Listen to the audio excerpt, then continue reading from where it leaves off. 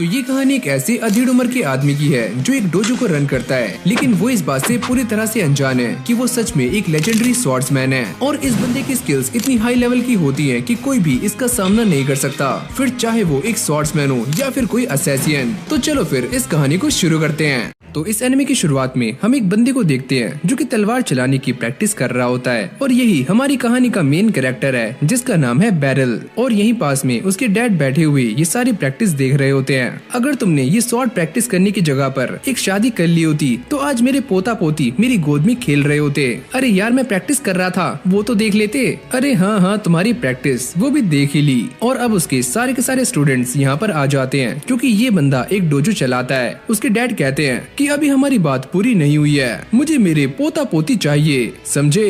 अरे यार मैं डोजो चलाता हूँ, कोई मैट्रिमोनियल साइट थोड़ी। जिसके बाद हमें इस डोजो के बारे में बताया जाता है और बैरल यहाँ का मास्टर है जो कि काफी लंबे टाइम से स्वॉर्ड की प्रैक्टिस कर रहा है और यहाँ पर बच्चों को भी स्वॉर्ड चलाना सिखा रहा है। और जब बैरल छोटा था तो उसका भी एक सपना था कि वो बड़ा होकर एक काफी महान तलवारबाज बने, लेकिन अब वो अपने आप को एवरेज से थोड़ा आगे समझता है और वो अपनी एज के हिसाब से काफी फिट भी है और उसे इस बात का कोई भी पछतावा नहीं है और वो ये सोचता है कि मैं उसी जगह पर हूँ जहाँ पर मुझे होना चाहिए था। और अगले सीन में हम ये देखते हैं कि बैरल अपने पेरेंट्स के साथ बैठा हुआ खाना खा रहा होता है। वैसे मुझे तुमसे पोता पोती ही चाहिए। अरे सुनो जी तुम बस भी करो, हमारा बेटा बड़ा हो चुका है तो वो अपने लिए एक लड़की ढूंढी लेगा। और तभी अचानक दरवाजे पर नॉक होता है और जैसे बैरल दरवाजा खोलकर देखता है तो उसके सामने एक लड़की खड़ी होती है जिसको देखकर वो काफी शॉक्ड हो जाता है और पहचान भी नहीं पाता। पर ये लड़की बैरल को अपना मास्टर कहती है और ये बताती है कि उसका नाम है एलूसिया। अरे वाह बेटी तुम यहाँ पर आ गई और तुमने जो लेटर्स भेजे थे मुझे उससे पता लग गया है कि तुम काफी आगे बढ़ चुकी हो। और हाँ मैं ये भी जानता हूँ कि अब तुम the royal order of the knights की कमांडर हो। और जब बैरल उससे पूछता है कि वो यहाँ पर क्या कर रही है तो वो ये बताती है कि वो जिस ऑर्डर में काम करती है वहाँ पर ये स्वॉर्ड चलाना भी सिखाती है और वहीं पर उसने बैरल के नाम को भी रिकमेंड किया है एज अ इंस्ट्रक्टर। जिसके बाद ये इन सभी के सामने इंपीरियल ऑर्डर को रख देती है और ये बूढ़े अंकल कहते हैं कि अगर तुमने इस ऑर्डर को फॉलो नहीं किया तो तुम्हारी जान भी जा सकती है। पर अलूसिया ये कहती है कि तुम्हें मौत की सजा तो नहीं मिलेगी लेकिन काफी भारी नुकसान झेलना पड़ सकता है। और वही बताती है कि ये दोनों आज ही पैलेस में जाने वाले हैं। अरे सुनो बच्चे, पैलेस में जाने के बाद अपने लिए एक काफी सुंदर और टिकाऊ बीवी ढूंढ लेना, याद है ना मेरे पोता पोती। अरे यार डैड मजाक करना बंद करो, वैसे ये लड़की भी तुम्हारे लिए काफी अच्छी है। अरे डैड इसकी और मेरी एज में जमीन आसमान का अंतर है। और ये सुनने के बाद अलूसिया काफी शर्मा रही होती है। और फिर अगले सीन में ये दोनों कैपिटल के लिए निकल जाते हैं और बैरल ये नोटिस करता है कि आज भी अलूसिया के पास वही स्वॉर्ड है जो कि वो अपने स्टूडेंट्स को ग्रेजुएट होने पर देता है। मुझे इस बात की खुशी है कि तुम अब भी इस स्वॉर्ड का इस्तेमाल कर रही हो, पर तुम एक कमांडर हो और ये स्वॉर्ड तुम्हारे ऊपर सूट नहीं करती। पर अलूसिया को ये स्वॉर्ड कुछ ज्यादा ही पसंद आ रही होती है और वो ये कहती है कि मैं इस बात से काफी खुश हूँ कि तुम एक छोटे से गाँव से निकलकर इतने बड़े कैपिटल में एक इंस्ट्रक्टर के रूप में जा रहे हो। जिसके बाद वो काफी ज्यादा एक्साइटेड होकर ये बता रही होती है कि सारे लोग आपके बारे में जानते हैं कि आपने काफी फेमस नाइट्स और एडवेंचरर्स को ट्रेन किया है। मुझे तो ऐसा लगता है कि यही बस अकेली है जो कि मेरे बारे में इतना ज्यादा सोचती है। जिसके बाद ये दोनों कैपिटल में पहुंच जाते हैं और फिर हमें अगली सुबह का सीन दिखाया जाता है जहाँ पर अलूसिया बैरल की तारीफें कर रही होती है और ये सुनकर वो काफी ज्यादा शॉक्ड हो जाता है। अरे यार ये क्या बोल रही है। और ये सारा तामझाम खत्म हो जाने के बाद बैरल एक छोटी सी स्पीच देता है और यहीं पर हम इस ऑर्डर के वाइस कमांडर को देखते हैं जिसे न जाने किस बात पर काफी गुस्सा आ रहा होता है। और फिर अगले सीन में हम ये देखते हैं कि अलूसिया बैरल को समझा रही होती है और तभी अचानक यहाँ पर एक नाइट आ जाती है और वही कहती है कि मास्टर आपसे मिले हुए काफी लंबा टाइम हो गया था और इसका नाम है कुरूनी। और बैरल उसे देखकर समझ जाता है कि ये उसी की स्टूडेंट है जिसने एक नाइट बनने के लिए काफी हार्ड प्रैक्टिस की थी और फाइनली अब ये एक नाइट बन चुकी है। और बैरल इसे देखकर काफी खुश होता है और जैसे वो रात में अपने घर जाता है तो वो ये नोटिस करता है कि उसका एक पुराना स्टूडेंट जिसका नाम है रेंड्रेड वो अपनी फैमिली के साथ उसके घर में बैठा हुआ होता है। जिसे देखकर वो ये कहता है कि आज का दिन मेरे लिए काफी ज्यादा अच्छा है क्योंकि आज मैं अपने काफी सारे स्टूडेंट से मिल पाया हूँ। जिसके बाद रेंड्रेड उसे ग्रीट करता है और बैरल के डैड ये कहते हैं कि मेरी बात मानो तो तुम जाकर कैपिटल के अंदर ही सेटल हो जाओ और अपने लिए एक काफी सुंदर बीवी भी ढूंढ लेना। और उसके डैड डोजो की सारी जिम्मेदारियां रेंड्रेड को दे रहे होते हैं। जिसके बाद बैरल उससे ये कहता है कि तुम तो एक प्लेटिनम रैंक के एडवेंचरर हो तो तुम अपनी पूरी फैमिली के साथ दोबारा से विलेज के अंदर अंदर सेटल क्यों होना चाहते हो? वैसे मैं एक प्लेटिनम रैंक का एडवेंचरर इसलिए बना क्योंकि आपने मुझे ट्रेन किया था। और अब बैरल बैठा हुआ ये सोच रहा होता है कि मेरी गैर मौजूदगी में इन दोनों ने इस बंदे को लपेटे में ले लिया और डोजो का सारा तामझाम इसके हाथों में सौंप दिया। और फिर अगले सीन में हमें ये दिखाया जाता है कि बैरल अलूसिया के साथ अपने लिए एक रूम ढूंढ रहा होता है और ये दोनों कैपिटल के अंदर होते हैं। जिसके बाद ये दोनों डिसाइड करते हैं कि रूम ढूंढने से पहले ये दोनों खाना खाएंगे। और तभी अलूसिया के मन में ये ख्याल आता है कि हम दोनों एक साथ घूम रहे हैं और एक साथ खाना खाने भी जा रहे हैं, इसका मतलब हम दोनों डेट पर हैं। और जैसे ये दोनों आगे जाते हैं तभी पीछे से एक आवाज आती है कि ऑर्डर की कमांडर एक बूढ़े इंसान के साथ घूम रही है। और ये सुनने के बाद बैरल अपना फेस छुपा लेता है। ये सारी मेरी ही गलती है, अगर ये सुंदर लड़की मुझ जैसे बूढ़े इंसान के साथ घूमेगी तो सारे यही कहने वाले हैं। और जैसे अलूसिया पीछे पलटकर देखती है तो वो ही कहती है, अच्छा तो ये तुम हो लिसेंड्रा, क्या तुम इसे जानती हो? वैसे मैं इसे अच्छे से नहीं जानती और आपको भी इसके ऊपर ध्यान नहीं देना चाहिए। जिसके बाद वो उसकी तरफ काफी गुस्से से बढ़ रही होती है और लिसेंड्रा कहती है कि चलो मैं भी देखती हूँ कि तुम्हारे मास्टर कौन है और तुम किसे अपना मास्टर बुला रही हो। और जैसे वो बैरल का फेस देखती है तो ये उसे देखकर काफी शॉक्ड हो जाती है और वो ही कहती है, मास्टर क्या ये आप हैं? और मैं जानती हूँ कि आप मुझे नहीं पहचानते क्योंकि इस बात को 20 साल गुजर चुके हैं। जिसके बाद लिसेंड्रा बैरल के सामने अपने आप को इंट्रोड्यूस करती है और बैरल भी ये समझ जाता है कि ये वही छोटी बच्ची है जिसे उसने 20 साल पहले स्वॉर्ड चलाना सिखाया था। जिसके बाद वो ये कहती है कि मैं अपनी सक्सेस स्टोरी के बारे में आपको बताना चाहती थी लेकिन मैं बता नहीं पाई, मुझे माफ कर दीजिए। अरे नहीं, ऐसी कोई बात नहीं है, वैसे भी लोग बड़े हो जाने के बाद काफी बिजी हो जाते हैं। जिसके बाद ये दोनों अपने मास्टर यानी कि बैरल को लेकर लड़ना शुरू कर देती हैं। और लिसेंड्रा कहती है कि मैं इस जगह को तुमसे काफी बेहतर जानती हूँ क्योंकि मैं पहले एक ब्रोकर थी सारे के सारे एडवेंचरर्स की। और आखिरकार वो बैरल के लिए एक रूम भी ढूंढ देती है। और अगले सीन में हम ये देखते हैं कि दो नाइट्स प्रैक्टिस कर रहे होते हैं और यहाँ पर ऑर्डर का वाइस कमांडर भी होता है जो कि अपनी एक खास तरह की टेक्निक का इस्तेमाल करके सामने वाले नाइट को हरा देता है। जिसके बाद अलूसिया कहती है कि आज सभी को हमारे मास्टर बैरल ट्रेन करने वाले हैं तो सारे के सारे तैयार हो जाओ। और ये सुनने के बाद वाइस कमांडर ड्रॉट आगे आ जाता है और वो ये कहता है कि हमारा ऑर्डर काफी स्ट्रॉन्ग है और उसे ट्रेन करने के लिए एक स्ट्रॉन्ग मास्टर का होना काफी जरूरी है और मैं ये देखना चाहता हूँ कि लॉर्ड बैरल आप कितने स्ट्रॉन्ग हैं। और अब ये दोनों प्रैक्टिस करने के लिए एक दूसरे के आमने सामने खड़े हो जाते हैं और बैरल ये सोच रहा होता है कि मैं काफी बूढ़ा हो चुका हूँ लेकिन मैं अपनी पूरी कोशिश करूंगा कि मैं अलूसिया के सामने बुरी तरह से ना हारूं। और तभी अचानक हम ये देखते हैं कि ड्रॉट बैरल के ऊपर एक के बाद एक अटैक्स करना शुरू कर देता है और बैरल भी उसके सारे अटैक को डॉच कर रहा होता है और वो उसके एक अटैक को साइड करके उसकी चिन पर एक जोरदार अटैक करता है। जिसके बाद ये दोनों दोबारा से अपनी पोजीशंस पर जा रहे होते हैं और बैरल ये सोचता है कि मुझे ऐसा लगा था मैं पहले ही रुक जाऊंगा लेकिन फिर भी मैंने उसे हिट कर ही दिया। जिसके बाद ये दोनों दोबारा से लड़ना शुरू कर देते हैं और ड्रॉट बैरल के ऊपर एक के बाद एक खतरनाक अटैक्स कर रहा होता है और बैरल भी उसके सारे अटैक्स को आराम से रीड करके डॉच कर रहा होता है। जिसके बाद ये बंदा गुस्से में आकर अपना स्पेशल मूव इस्तेमाल करता है जिसमें इसके पसीने छूट जाते हैं लेकिन वो ये नोटिस करता है कि बैरल मास्टर उसके सामने नहीं है। और तभी अचानक वो पीछे से आकर इसके ऊपर स्वॉर्ड रख देता है और इस फाइट को आराम से जीत जाता है। और ड्रॉट ये देखकर काफी शॉक्ड हो जाता है कि बैरल ने उसे काफी आसानी से हरा दिया। और फिर हमें रात का सीन दिखाया जाता है जहाँ पर बैरल जीतने की खुशी में इन सभी को ट्रीट दे रहा होता है और ड्रॉट उससे माफी मांगता है, मुझे मेरे बर्ताव के लिए माफ करना जो कि मैंने आपके साथ किया था।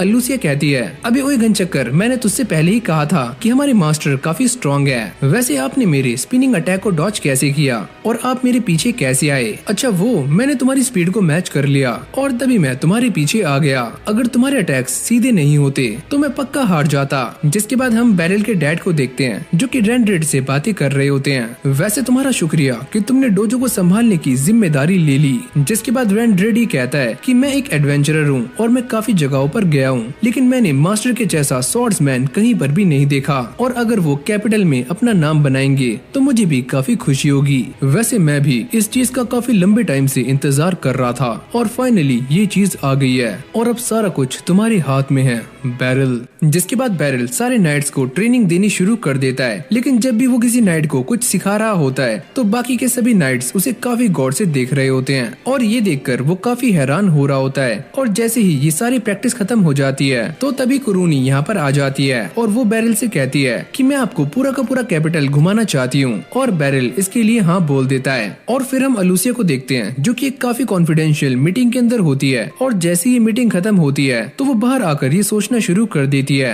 कि अगर किसी को एक मास्टर स्वॉर्ड्समैन बनना है तो उसे कभी भी एक कमांडर नहीं बनना चाहिए, क्योंकि इसमें काफी ज्यादा टाइम लगता है। और अब वो अपने पास्ट को याद करना शुरू कर देती है जब वो एक छोटी सी बच्ची थी और बैरिल से मिलने के बाद वो पहली बार अपने आप को सही से इंट्रोड्यूस भी नहीं कर पाई थी। लेकिन जब मास्टर बैरिल ने उसके सामने अपना इंट्रोडक्शन दिया तो वो ये देखकर काफी खुश हो जाती है, क्योंकि उसे मास्टर बैरिल के अंदर एक काफी अच्छा इंसान नजर आता है। जिसके बाद बैरिल उसे प्रैक्टिस करवाना शुरू कर देता है और देखते ही देखते अलूसिया पहले से अपने आप को काफी स्ट्रॉन्ग महसूस करने लगती है। और एक दिन वो प्रैक्टिस करते हुए ये नोटिस करती है कि रेनरेड अपना अटैक करने से पहले काफी सोच रहा होता है, और जैसे ही वो अटैक करता है तो मास्टर बैरिल उसे काफी आराम से हरा देते हैं। और अब बारी आती है अलूसिया की, जो कि मास्टर बैरिल के सामने खड़ी होती है और वो ये सोचती है कि मुझे ऐसी कोई भी जगह नजर नहीं आ रही है जहाँ से मैं इनके ऊपर अटैक कर सकती हूँ। और अगले ही पल हम ये देखते हैं कि मास्टर बैरिल उसे भी काफी आराम से हरा देते हैं। और अभी तक ये सारे बच्चे यही सोचते थे कि मास्टर बैरिल बाकी सभी मास्टर्स की तरह ही हैं। लेकिन जब वो एक दूसरे डोजो के अंदर कंपटीशन करने के लिए जाते हैं तो इस कंपटीशन के अंदर मास्टर बैरिल के साथ साथ उसके सारे के सारे स्टूडेंट्स जीत जाते हैं। और अभी सारे रास्ते में आते हुए इसी कंपटीशन के बारे में बातें कर रहे होते हैं। और बैरिल ये बताता है कि हार जीत से कोई भी फर्क नहीं पड़ता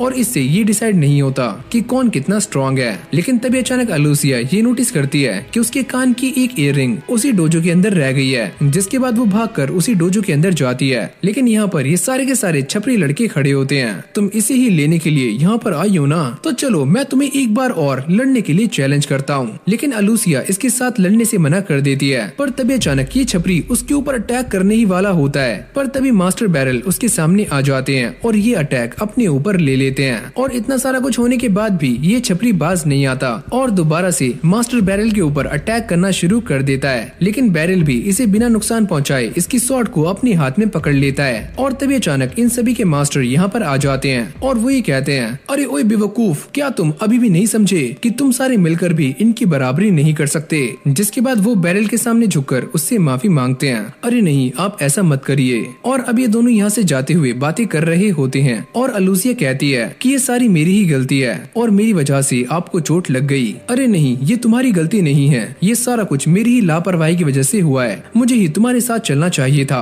और ये सुनने के बाद अलूसिया रोना शुरू कर देती है और बैरिल को ऐसा लगता है कि वो डर के मारे रो रही है। और फिर यहीं से हमारा सीन चेंज हो जाता है और हम ये देखते हैं कि अलूसिया और बैरिल एक दूसरे के आमने सामने खड़े होते हैं। और जैसे ही बैरिल उसके ऊपर अटैक करता है तो अलूसिया उसके अटैक को आराम से रोक लेती है और इस बार वो इस डुएल को भी जीत जाती है। और यही वो मोमेंट होता है जब बैरिल उसे ग्रेजुएट होने के लिए वो स्वॉर्ड देता है और ये कहता है कि अब मेरे पास तुम्हें सिखाने के लिए कुछ भी नहीं है और मैं उम्मीद करता हूँ कि तुम मेरी बात समझोगी। और ये सारी बातें सुनने के बाद अलूसिया इस स्वॉर्ड को एक्सेप्ट कर लेती है। लेकिन वो अंदर ही अंदर काफी सैड भी होती है क्योंकि वो इस डोजो को छोड़कर जाना नहीं चाहती। लेकिन डोजो से निकलने के बाद वो ये ठान लेती है कि वो सभी को बताएगी कि मास्टर बैरिल से अच्छा कोई भी स्वॉर्ड्समैन इस दुनिया में नहीं है। जिसके बाद वो ऑर्डर को ज्वाइन कर लेती है और उसके मन में मास्टर बैरिल को लेकर जो एक छोटा सा डाउट था वो भी क्लियर हो जाता है, क्योंकि वो यहाँ पर सभी को काफी आराम से हरा देती है। और यहाँ तक कि एग्जामिनर भी उसके सामने टिक नहीं पाता और अलूसिया को इस बात पर यकीन हो जाता है कि इस दुनिया में मास्टर बैरिल के जैसा स्वॉर्ड्समैन कोई दूसरा नहीं है। और वो ये बात भी ठान लेती है कि एक दिन वो अपने मास्टर को उस जगह से निकालकर एक बेटर जगह पर लेकर आएगी।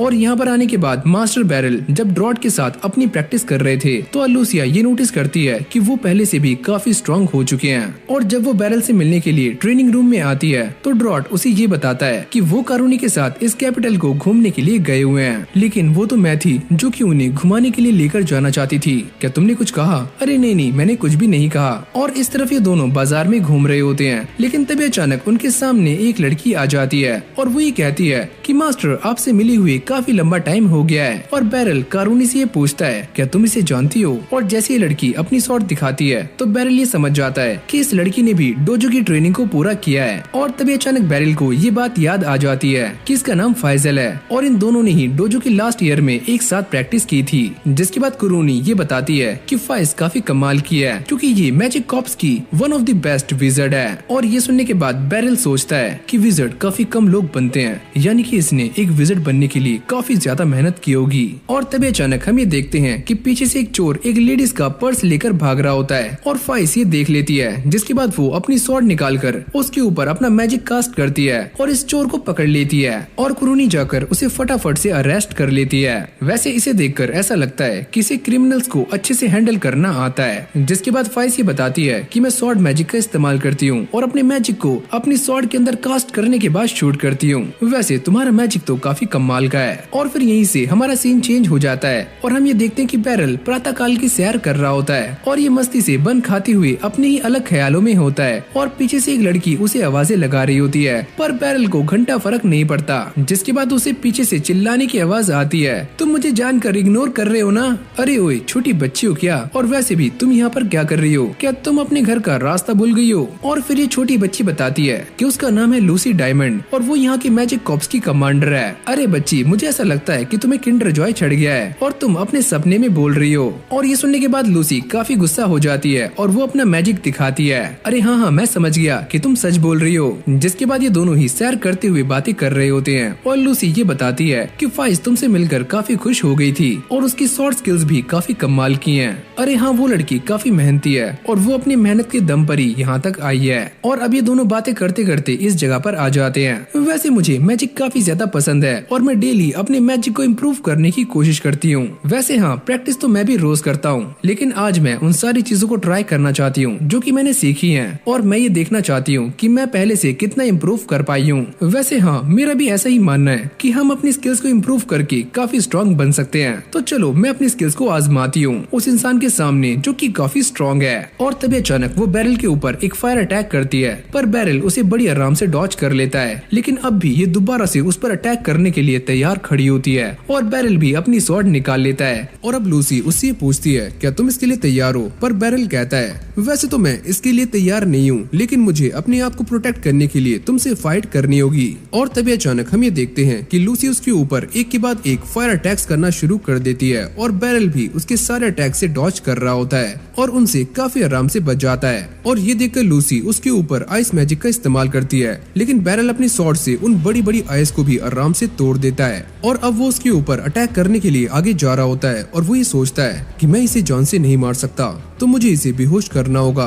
और जैसे ये उसके पास जाता है तो लूसी अपने चारों तरफ आग का टोर्नेडो बना लेती है, जिसको देखकर वो काफी शॉक्ड हो जाता है और उसका ये अटैक फेल हो जाता है। जिसके बाद हम ये देखते हैं कि लूसी उसके ऊपर काफी सारे आग के गोले बरसाना शुरू कर देती है और बैरल इनसे बचकर भाग रहा होता है। अरे वाह, तुम्हें देखकर ऐसा लग रहा है कि तुम आज से पहले भी किसी विज़र्ड के साथ फाइट कर चुके हो। अभी ओए पागल औरत, ऐसा कुछ भी नहीं है, ये फाइट मैं पहली बार कर रहा हूँ। और जैसे वो इन सारी फायर बॉल से बचता है तभी लूसी उसके ऊपर एक काफी बड़ा बर्फ का टुकड़ा फेंक देती है, लेकिन बैरल इसकी डायरेक्शन चेंज करके उसे लूसी के ऊपर फेंक देता है। और तभी लूसी अपने फायर मैजिक का इस्तेमाल करके इस पूरे के पूरे बर्फ के टुकड़े को भाप में कन्वर्ट कर देती है। और इसी मौके का फायदा उठाकर बैरल उसके ऊपर अटैक करने के लिए आगे आता है, लेकिन तभी लूसी उसे एक जोरदार बिजली का झटका देती है, जिससे बैरल पीछे गिर जाता है। वैसे मुझे लगा नहीं था कि मुझे अपनी पावर्स का इतना ज्यादा इस्तेमाल करना होगा। और तभी अचानक हम ये देखते हैं कि लूसी एक अजीब तरह का स्पेल एक्टिवेट कर देती है। अरे यार, ये कैसा स्पेल है? अगर इसने मुझे इस स्पेल से हिट किया तो पक्का मेरी चटनी बनने वाली है। और जैसी वो इसके ऊपर अटैक करने वाली होती है तभी अचानक से वो शांत हो जाती है और ये कहती है कि चलो इसे छोड़ो। चलो यार, अच्छा हुआ कि इसने मुझे छोड़ दिया। वैसे अगर तुम मेरे ऊपर अपने लास्ट स्पेल से अटैक करती तो मेरा क्या होता? अच्छा, वो उससे तुम्हारा कचुम्बर निकल जाता। वैसे तुम्हारा शुक्रिया कि तुमने मेरे ऊपर वो अटैक नहीं किया। अरे वो छोड़ो, लेकिन एक बात तो साफ है कि तुम काफी स्ट्रॉन्ग हो और मुझे ये बात भी पता लग चुकी है कि फाइज तुम्हारी इज्जत क्यों करती है। और अब ऐसे ये दोनों बातें करने में लग जाते हैं और बैरल ये बताता है, अरे यार, मैं इतना भी स्ट्रॉन्ग नहीं हूँ और वैसे भी मैंने अपने डैड को अभी तक नहीं हराया है। वैसे तुम अगर चाहो तो मेरी मैजिक इंस्टीट्यूट में शामिल हो सकते हो। अच्छा ठीक है, अगर मेरे पास टाइम हुआ तो मैं वहाँ पर आ जाऊंगा। और अगली सीन में हम ये देखते हैं कि जब बैरल ट्रेनिंग खत्म करके जा रहा होता है तभी उसकी मुलाकात फाइज से होती है और वो ये पूछता है कि तुम यहाँ पर क्या कर रही हो? और वो यहाँ पर मैजिक पोशंस लेकर आई हुई होती है और वो ये कहती है कि कमांडर लूसी ने मुझे सारा कुछ बता दिया है और उन्होंने आपके लिए ये मैजिक पोशन भिजवाया है। अच्छा, तो वो छोटी बच्ची सच में एक कमांडर है। और वाइस कहती है, वैसे वो अपने आप को जवान दिखाने के लिए इस मैजिक पोशन का इस्तेमाल करती है और किसी को भी ये नहीं पता कि उनकी असली एज क्या है। वैसे जब मैं उनसे लड़ रहा था तो मुझे ऐसा लगा कि मैं मरने वाला हूँ और मैं उनसे दोबारा लड़ना नहीं चाहता। और फिर यहीं से हमारा सीन चेंज हो जाता है और हम लिसेंड्रा को देखते हैं जो कि बैरल से ये कह रही होती है, क्या तुम यहाँ पर नए एडवेंचरर्स को ट्रेन कर सकते हो? वैसे मुझे उन्हें किस तरह की ट्रेनिंग देनी है? वैसे तुम्हें उन्हें डंजन अटैक की ट्रेनिंग देनी है। और फिर हमें एक फ्लैशबैक दिखाया जाता है जहाँ पर बैरल एक डंजन के अंदर जाता है और जब वो यहाँ से बाहर निकलता है तो उसकी हालत काफी गंदी होती है और वो ये बताता है कि इस काम में काफी अच्छे पैसे हैं पर हालत भी काफी खराब हो जाती है। और ये दोनों भी वो सारी बातें काफी गौर से सुन रही होती हैं।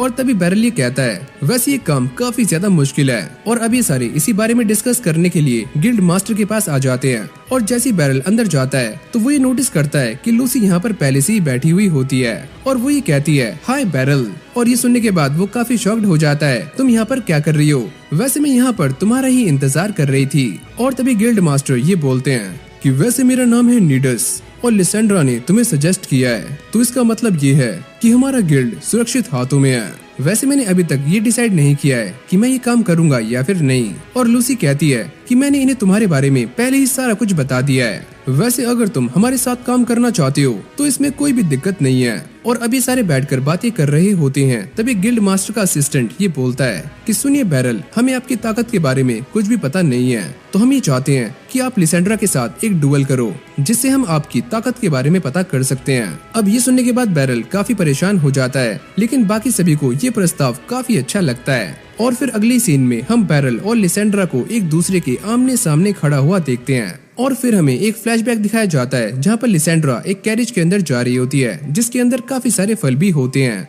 और साथ में उसके मॉम डैड भी। और जैसे ये थोड़ा आगे जाते हैं तभी अचानक एक काफी खतरनाक बीस्ट उनके ऊपर अटैक कर देता है। और लिसेंड्रा की मॉम उसे बचाने के लिए उसे पानी में धक्का दे देती है। और यही वो टाइम होता है जब लिसेंड्रा पहली बार बैरल से मिली थी और उसकी हालत काफी खराब होती है, जिसके बाद बैरल और उसकी फैमिली लिसेंड्रा का पूरा ख्याल रखते हैं। और जब भी ये लोग उससे उसके पेरेंट्स के बारे में पता करते हैं तो लिसेंड्रा जोर जोर से रोना शुरू कर देती है। और अब बैरल उसे शॉर्ट ट्रेनिंग करवाने में लग जाता है और उसका फुटवर्क देखकर वो उसे 2 शॉट्स के साथ ट्रेनिंग करने की सलाह देता है। और फिर हमें कुछ टाइम बाद का सीन दिखाया जाता है जहाँ पर एक फैमिली लिसेंड्रा को गोद ले लेती है। और वो यहाँ से जाना तो नहीं चाहती, लेकिन फिर भी उसे जाना पड़ता है क्योंकि वो बैरल की फैमिली के ऊपर ज्यादा बोझ बनना नहीं चाहती। और फिर हमें कुछ टाइम बाद का सीन दिखाया जाता है जहाँ पर लिसेंड्रा बड़ी हो चुकी होती है और एक एडवेंचरर उससे ये पूछता है कि तुम एक एडवेंचरर क्यों बनी? और वो ये कहती है क्योंकि मैं इस दुनिया को देखना चाहती हूँ और हर जगह पर घूमना चाहती हूँ। और तभी अचानक हम ये देखते हैं कि कुछ बंदे इन दोनों को घेर लेते हैं और ये एडवेंचरर कहता है कि लिसेंड्रा, इससे दूर रहना, ये बंदा अपनी तलवारबाजी के लिए काफी जाना जाता है। लेकिन लिसेंड्रा काफी आराम से इन सभी की चटनी बना देती है। और अब वो ये सोचती है कि वैसे मेरे एडवेंचरर बनने की एक और वजह है कि मैं अपने मास्टर की सिखाई हुई स्किल्स को सही जगह पर इस्तेमाल करना चाहती हूँ। और फिर हमें दोबारा से प्रेजेंट का सीन दिखाया जाता है जहाँ पर लिसेंड्रा बैरल के सामने सर झुका रही होती है, बिल्कुल वैसे जैसे कि वो बचपन में झुकाया करती थी। और ये देखकर बैरल काफी खुश हो जाता है। और तभी लिसेंड्रा बैरल के ऊपर एक के बाद एक अटैक्स करना शुरू कर देती है और बैरल भी उसके सारे अटैक्स को ब्लॉक कर रहा होता है। लेकिन यहाँ पर लिसेंड्रा काफी ज्यादा खुश होती है क्योंकि उसका ये सपना था कि वो अपने मास्टर के साथ फुल पोटेंशियल से लड़े। और बैरल को भी इसके ऊपर काफी ज्यादा प्राउड होता है। और वो ये नोटिस करता है कि लिसेंड्रा की स्किल्स काफी ज्यादा कमाल की हैं, लेकिन फिर भी वो उसका एक वीक स्पॉट ढूंढ लेता है। और वो पहले उसकी एक शॉट को उससे अलग कर देता है और बाद में उसका बैलेंस बिगाड़ कर उसे नीचे गिरा देता है। और इसी के साथ बैरल इस फाइट को जीत जाता है और लिसेंड्रा भी ये देखकर काफी ज्यादा खुश होती है। और यहाँ पर खड़े हुए सारे लोग उन दोनों को चीयर्स कर रहे होते हैं।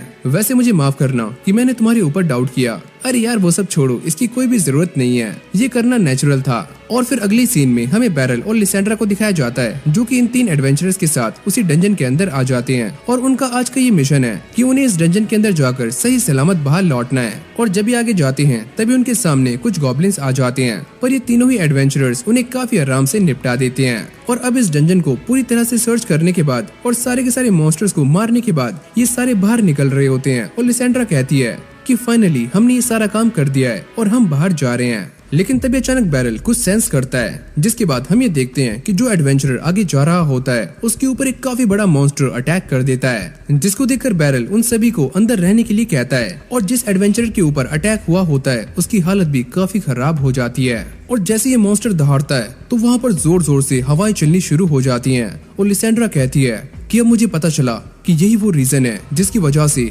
हमें इस डंजन के अंदर काफी कम मॉन्स्टर्स मिले। और अब ये दोनों उस ईगल मॉन्स्टर के सामने खड़े हुए होते हैं और लिसेंड्रा ये सोचती है कि मैंने इस मॉन्स्टर को यहाँ पर एक्सपेक्ट नहीं किया था। और बैरल की भी हालत काफी खराब हो रही होती है, जिसके बाद वो लिसेंड्रा से मैजिक पोशन मांगता है और लिसेंड्रा कहती है अरे हाँ, मैं वो अपने साथ लेकर आई हूँ। और ये सुनने के बाद उसके दिमाग में एक आइडिया आता है और वो ये सोचता है कि लिसेंड्रा यहाँ पर इस ईगल से फाइट करेगी और मैं जाकर बाकी बच्चों को बचा लूंगा। और जैसे वो लिसेंड्रा से पोशन मांगता है तो लिसेंड्रा उसके हाथ पर ताली मारकर यहाँ से भाग जाती है, यानी कि बैरल का पोपट हो जाता है और उसे ही इस मॉन्स्टर के साथ अब लड़ना है। जिसके बाद ये मॉन्स्टर बैरल के ऊपर एक के बाद एक अटैक्स करना शुरू कर देता है और बैरल भी इसके सारे अटैक्स को डॉज कर रहा होता है। और अब वो अपनी स्वॉर्ड निकालकर इस मॉन्स्टर के पैर पर अटैक करता है, पर ये पैर काफी ज्यादा हार्ड होता है, एकदम पत्थर की तरह, और इस मॉन्स्टर को घंटा फर्क नहीं पड़ता। वैसे ये मॉन्स्टर सच में काफी स्ट्रॉन्ग है और मुझे ऐसे ही इसे थोड़ी देर और रोक कर रखना होगा।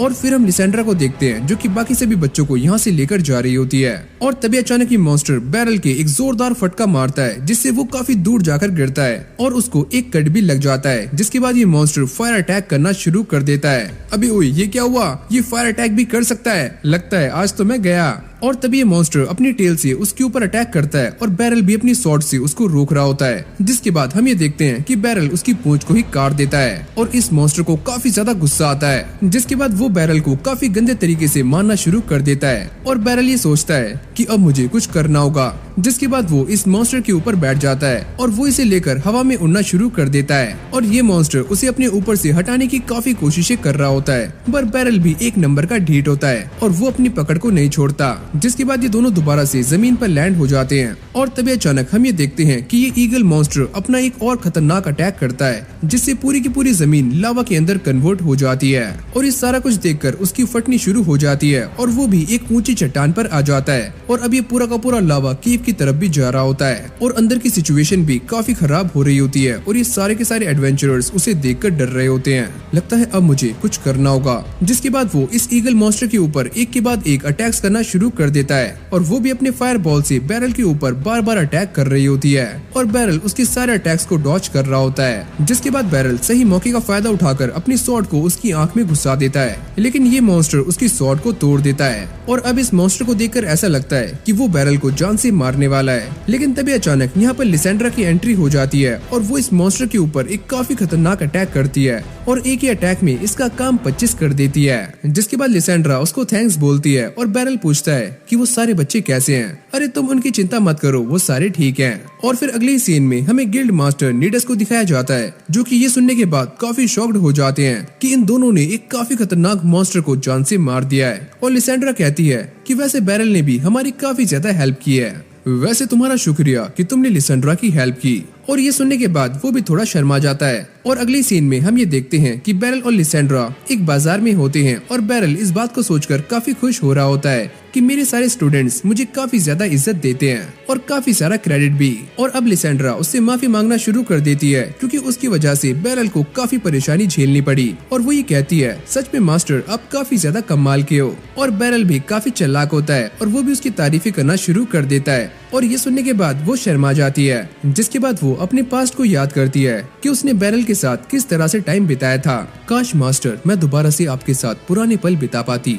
और फिर यहीं से हमारा सीन चेंज हो जाता है और हम ये देखते हैं कि बैरल कुरूनी के साथ कहीं पर जा रहा होता है और ये दोनों वैसे बैरल की नई स्वॉर्ड बनवाने के लिए जा रहे होते हैं और बैरल उसको थैंक्स बोलता है कि तुम्हारा शुक्रिया, तुमने मेरे लिए टाइम निकाला। और अब ये सारे ब्लैक स्मिथ के पास जा रहे होते हैं और बैरल ये पूछता है आखिरकार वो ब्लैक स्मिथ कौन है, पर कुरूनी कहती है कि वो आपके लिए एक सरप्राइज है। और जैसे ही सारे ब्लैक स्मिथ के पास पहुंच जाते हैं तो वो बंदा कुरूनी को देखकर काफी खुश हो जाता है और जैसे ही बैरल उसकी आवाज सुनता है तो बैरल उसे पहचान लेता है और इस बंदे का नाम है बेल्टन। और वो बैरल को देखकर ये कहता है कि मास्टर आप यहाँ पर, यानी कि ये बंदा भी बैरल का एक स्टूडेंट था। अलूसिया कहती है मास्टर क्या आप इसे जानते हो? और बैरल बताता है कि जब मैं स्वॉर्ड ट्रेनिंग करवाया करता था तो ये भी उनमें से एक था और इसकी एज काफी ज्यादा थी। जिसके बाद बैरल उसे कांग्रेचुलेट करता है कि फाइनली तुमने अपनी शॉप खोली ली। और अब कुरूनी उससे कहती है कि मुझे एक स्वॉर्ड चाहिए और वो टूटी हुई एक स्वॉर्ड दिखाती है और ये देखकर वो मना कर देता है कि मुझे माफ करना, ऐसी स्वॉर्ड मेरे पास नहीं है। और ये सुनने के बाद वो काफी सैड हो जाती है और तभी कुरूनी ये बताती है कि मैं स्वॉर्ड को हैंडल नहीं कर सकती, मेरे पास बस एक डैगर रहता है। और बैरल उससे कहता है कि मेरी बात मानो, तुम एक स्वॉर्ड ले लो। और तभी बैरल को अपने सामने एक स्वॉर्ड दिखती है और वो ये कहता है कि तुम इसे ट्राई करो। और जैसी कुरूनी इसे ट्राई करती है तो ये स्वॉर्ड उसे काफी ज्यादा पसंद आती है और वो इसे खरीद लेती है। और अब बैरल भी अपने लिए स्वॉर्ड को चेक कर रहा होता है और अलूसिया उसे कहती है कि मास्टर आपको एक कस्टमाइज स्वॉर्ड लेनी चाहिए। मुझे उसकी जरूरत नहीं है, मेरे लिए एक नॉर्मल स्वॉर्ड भी सही रहेगी। और तभी अचानक यहाँ पर लिसेंड्रा की भी एंट्री हो जाती है और वो अलूसिया को देखकर काफी चिढ़ना शुरू कर देती है क्योंकि इन दोनों में पड़ती नहीं है। और वो अपने साथ उसी ईगल मॉन्स्टर का एक पैर लेकर आती है और बेल्टन से कहती है कि जल्दी से मुझे इसकी एक स्वॉर्ड बनाकर दे दो जो कि काफी स्ट्रॉन्ग हो। ओह, मेरे ख्याल से ये एक जीनो मॉन्स्टर है, लेकिन तुमने इसे मारा कैसे और तुम एक लॉन्ग स्वॉर्ड बनवाना क्यों चाहती हो? और वो ये कहती है कि वैसे मैं ये स्वॉर्ड अपने मास्टर को गिफ्ट करना चाहती हूँ। अरे नहीं नहीं, मुझे ये स्वॉर्ड नहीं चाहिए। लूसिया कहती है कि वैसे तुम्हें ये एहसान नहीं करना चाहिए, अपनी स्वॉर्ड अपने पास रखो। जिसके बाद लिसेंड्रा बैरल से रिक्वेस्ट करना शुरू कर देती है कि प्लीज मास्टर, मुझसे ये स्वॉर्ड ले लो। और ये सारा कुछ देखने के बाद बेल्टन कहता है, सुनो मास्टर, अगर आप मेरी बात मानो तो आपको ये ऑफर ले लेना चाहिए। और अब बैरल भी इस स्वॉर्ड को लेने के लिए मान जाता है। और तभी बेल्टन कहता है कि मैं इससे एक काफी खतरनाक स्वॉर्ड बनाने वाला हूँ। अरे ओ भाई, मुझे कोई खतरनाक स्वॉर्ड नहीं चाहिए, मेरे लिए एक नॉर्मल स्वॉर्ड भी चलेगी। वैसे ये पैर काफी स्ट्रॉन्ग है, तो मैं काम कहाँ से शुरू करूँ? और मैं इसे एक काफी अच्छी स्वॉर्ड बनाने वाला हूँ। और फिर अगले सीन में हम ये देखते हैं कि बैरल कुरूनी को नई स्वॉर्ड चलाना सिखा रहा होता है और वो ये बताता है कि आखिरकार स्वॉर्ड को स्विंग कैसे करते हैं। और कुरूनी को ये स्वॉर्ड पकड़ने में शुरू में थोड़ी दिक्कतें आ रही होती हैं, लेकिन बाद में वो इसे हैंडल कर लेती है और साथ में अपने मास्टर को भी थैंक्स बोलती है उसे टाइम देने के लिए। और फिर हम रात का सीन देखते हैं जब बैरल काफी ज्यादा ड्रिंक करने के बाद अपने घर जा रहा होता है और वो ये सोचता है कि मुझे यहाँ पर काफी ज्यादा अच्छा लग रहा है और मेरे सारे के सारे स्टूडेंट्स भी सक्सेसफुल हो चुके हैं। और जैसे वो आगे जाता है तो उसके सामने एक मास्क वाली लड़की आ जाती है जो कि उसके पैसे चुराने की कोशिश करती है, लेकिन बैरल उसका हाथ पकड़ लेता है। तुम ये बिल्कुल भी ठीक नहीं कर रही हो, प्लीज मुझे यहाँ से जाने दो। और तभी अचानक यहाँ पर एक जोरदार धमाके की आवाज आती है, यानी कि ये लड़की बैरल के ऊपर एक फायर अटैक कर देती है और यहाँ से निकल जाती है ताकि बैरल उसे पकड़ ना पाए। क्या सच में इस बच्ची को मैजिक का इस्तेमाल करना आता है? और अब ये लड़की भागकर एक जगह पर पहुँच जाती है और ये सारे के सारे पैसे आगे रख देती है। मुझे माफ करना, आज मैं बस इतना ही ला पाई। तुम बस इतना ही लाई हो, इससे तो हमारा कुछ भी नहीं होगा, हमें और चाहिए। और तभी अचानक पीछे से एक आवाज आती है, इससे कोई फर्क नहीं पड़ता कि ये लड़की हमारे लिए कितने पैसे लाई है, हमें तो बस इस बात से खुश होना चाहिए कि ये लड़की हमारे लिए अर्न कर रही है। और दूसरी तरफ हम दोबारा से बैरल को देखते हैं जिसे इसी लड़की का एक पेंडेंट मिल जाता है जिसको बैरल उठा लेता है। और अब वो ये सोचता है कि आखिरकार वो लड़की कौन थी जिसने मेरे ऊपर ये अटैक किया। अब अगले दिन बैरल सभी को स्वॉर्ड चलाने की प्रैक्टिस करवा रहा होता है। जब ये सारी ट्रेनिंग खत्म हो जाती है तो वो इन दोनों को ये लॉकेट दिखाता है और साथ में ये बताता है कि कल उस छोटी लड़की के साथ क्या हुआ। कुरूनी ये पूछती है कि मास्टर, आप इस लॉकेट के साथ क्या करने वाले हो? वैसे मैं इसे अथॉरिटी को वापस देने वाला हूँ। अगर ये चोरी का सामान हुआ तो जिसका ये सामान है उसे दोबारा से वापस मिल जाएगा। जिसके बाद वो सीधे जाकर इस लॉकेट को जमा करवा देता है। लेकिन जब वो इस जगह से वापस आ रहा होता है तो उसकी मुलाकात रात वाली लड़की से हो जाती है। बैरल उससे पूछता है, क्या तुम उसी लॉकेट को ढूंढ रही हो? और ये लड़की बैरल के साथ हाथापाई करनी शुरू कर देती है कि तुम ही वही चोर हो जिसने मेरा लॉकेट चुराया था, मेरा लॉकेट वापस करो। बैरल उसे शांत करता है और ये बताता है कि मैंने तुम्हारा नेकलेस ऑर्डर के रिसेप्शन में सबमिट कर दिया है। ये सुनने के बाद ये लड़की थोड़ी सी परेशान हो जाती है। बैरल उससे कहता है, मैं ये बात जानता हूँ कि तुमने वो नेकलेस चोरी नहीं किया था। हाँ, वो सच में मेरा ही था। तो चलो तुम्हारे नेकलेस को दोबारा से वापस लेकर आते हैं। जब ये दोनों उस नेकलेस को लेने के लिए जा रहे होते हैं तो बैरल फ्रेया को देखकर ये सोचता है कि मैंने आज से पहले काफी बदमाश बच्चे हैंडल करे हैं, लेकिन ये काफी अलग है। अगली सीन में हम ये देखते हैं कि फ्रेया का नेकलेस मिल जाता है, पर बैरल उससे कहता है कि मैं तुम्हें ये दे दूंगा, लेकिन मुझे तुमसे कुछ बात करनी है। लेकिन फ्रेया इसके लिए साफ मना कर देती है। तभी यहाँ पर एलूसिया भी आ जाती है और अब ये सारे अंदर आ गए थे, जहाँ पर बैरल एलूसिया को इस लड़की के बारे में सारा कुछ बता रहा होता है। लेकिन फ्रेया काफी कॉन्फिडेंस में होती है। वो ये कहती है कि तुम लोग मेरा कुछ भी बिगाड़ नहीं सकते, तुम मुझे तभी पकड़ सकते हो जब मैं कोई गलत काम कर रही हूँ। हाँ, वैसे ये बात तो सही कर रही है और मैं भी ये नहीं चाहता कि इसे हिरासत में लिया जाए। हाँ, तो मुझे मेरा नेकलेस वापस दे दो और मैं यहाँ से जा रही हूँ। एलूसिया उसे समझाती है कि तुम यहाँ पर रह सकती हो क्योंकि तुम्हारे पास मैजिक है और ये किंगडम तुम्हारा ख्याल रखेगा। ये सुनने के बाद फ्रेया कहती है कि उसने मुझसे कहा था कि अगर मैं उसे 5 मिलियन येन दे दूंगी तो वो मेरी बहन को दोबारा से जिंदा कर देगा, लेकिन मेरे पास ना तो इतने पैसे हैं और ना ही इतना टाइम, तो मैं क्या करूं? बैरल भी ये समझ जाता है कि इसके पीछे कोई न कोई बंदा है जो कि इसका पागल बनाकर इससे ये सारे काम करवा रहा है। जिसके बाद एलूसिया यहाँ से चली जाती है। तो लाओ मेरा नेकलेस अब मुझे वापस करो। लेकिन तभी अचानक हम ये देखते हैं कि फ्रेया के पेट में गुड़गुड़ होनी शुरू हो जाती है। बैरल ये समझ जाता है कि इसे काफी भूख लग रही है और वो इसे एक ब्रेड ऑफर करता है। और जब फ्रेया ब्रेड खा रही होती है तो ये दोनों ही अपने आप को इंट्रोड्यूस करते हैं। बैरल ये कहता है कि मेरा नाम है बैरल। अब बैरल भी उसका लॉकेट उसे दोबारा से लौटा देता है और वो इसे पाकर काफी खुश होती है। इसको देखकर एक बात तो समझ आ रही है कि इसके लिए ये लॉकेट काफी इम्पोर्टेंट है। जिसके बाद लूसी भी यहाँ पर आ जाती है और जब वो फ्रेया से मिलती है तो वो ये कहती है, अगर तुम्हारे पास मैजिक है तो हम यहाँ पर हमेशा ही विजिटर्स का वेलकम करते हैं। और वैसे मेरा नाम है लूसी और वो ये कहती है कि मैं यहाँ पर लिबेरियन मैजिक कॉर्प्स की कमांडर हूँ। अरे हाँ बढ़िया ही कमांडर, अपनी हाइट देख तो छोटी सी बच्ची है। तभी वो अपने मैजिक का इस्तेमाल करके सामने रखी हुई डॉली की चाय को एक ही झटके में गर्म कर देती है। फ्रेया भी ये देखकर काफी शॉक्ड हो जाती है और वो ये समझ जाती है कि लूसी एकदम सही बोल रही है। फ्रेया उससे ये कहती है कि मैं तुम्हारी बात मानने के लिए तैयार हूँ, लेकिन मुझे 5 मिलियन चाहिए। लूसी उससे ये पूछती है तुम उसका क्या करोगी। फ्रेया उसे सारी बातें समझाती है कि मैं ये पैसे एक विजिट को देने वाली हूँ जो कि मेरी बहन को दोबारा से जिंदा कर देगा। तुम उसे चाहे कितने भी पैसे दे दो, लेकिन ऐसा कोई भी मैजिक एग्जिस्ट नहीं करता।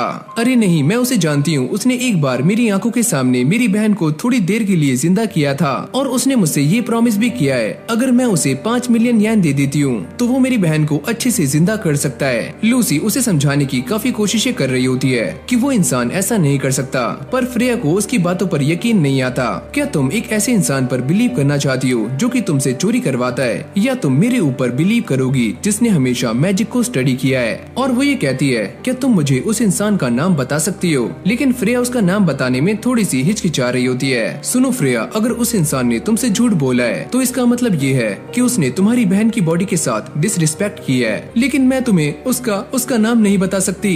अगर तुमने मुझे उसका नाम बता दिया और मैं गलत निकली तो मैं खुद तुम्हें 5 मिलियन येन दे दूंगी। उस इंसान का नाम है ट्विलाइट। अगली सीन में सारे उस बंदे के अड्डे पर पहुंच जाते हैं जहाँ पर लूसी अपने मैजिक का इस्तेमाल करके यहाँ की मेन गेट को उड़ा देती है। ट्विलाइट के सारे चमचे उन्हें रोकने के लिए सामने आ जाते हैं, पर लूसी अपने मैजिक का इस्तेमाल करके सभी को उड़ा रही होती है। ये सारे गुंडे लूसी के सामने टिक नहीं पाते और उनकी काफी फट रही होती है। लूसी सीधा ट्विलाइट के रूम में जा रही होती है और तभी अचानक एक गुंडा फ्रेया के ऊपर अटैक करता है, लेकिन तभी बैरल सामने आ जाता है और वो इसके एक ही हिट करता है और इसे घुटनों पर ला देता है, जिसको देखकर बाकी के गुंडों की हालत खराब हो जाती है। और इस तरफ लूसी ट्विलाइट के पास पहुंच चुकी है, जो कि लूसी को देखकर ये कहता है मुझे तो बस ऐसा लगा था कि ऊपर थोड़ा शोर हो रहा है, लेकिन मैं इस बात को नहीं जानता था कि हमारे यहाँ पर कुछ बिन बुलाए मेहमान आ चुके हैं। तो तुम वही इंसान हो जो कि लोगों से झूठ बोल रहा है कि वो अपने मैजिक का इस्तेमाल करके मरे हुए लोगों को जिंदा कर सकता है। लगता है मैजिक कॉर्प्स के कमांडर को ये बिल्कुल भी पसंद नहीं आया, तो वो सीधा ही मुझसे मिलने आ गई और अब वो अपनी एक एक्सेसरी का इस्तेमाल करके लूसी के ऊपर आइस अटैक करता है, पर इससे लूसी को कुछ भी नहीं होता। अब वो अपनी मैजिक की पावर को बढ़ाते हुए आसपास के सारे सामान के साथ लूसी को भी हवा में उड़ा देता है। पर अगली पल हम ये देखते हैं कि लूसी बस अपने एक ही अटैक से ट्विलाइट को नॉकआउट कर देती है। इस तरफ बैरल ने भी सारे के सारे गुंडों को ठिकाने लगा दिया होता है और अब बस एक ही गुंडा बचा है और वो ये कहता है कि हमारे बॉस ने तुम्हारे लिए इतना सारा कुछ किया, लेकिन तुमने फिर भी हमें धोखा दिया।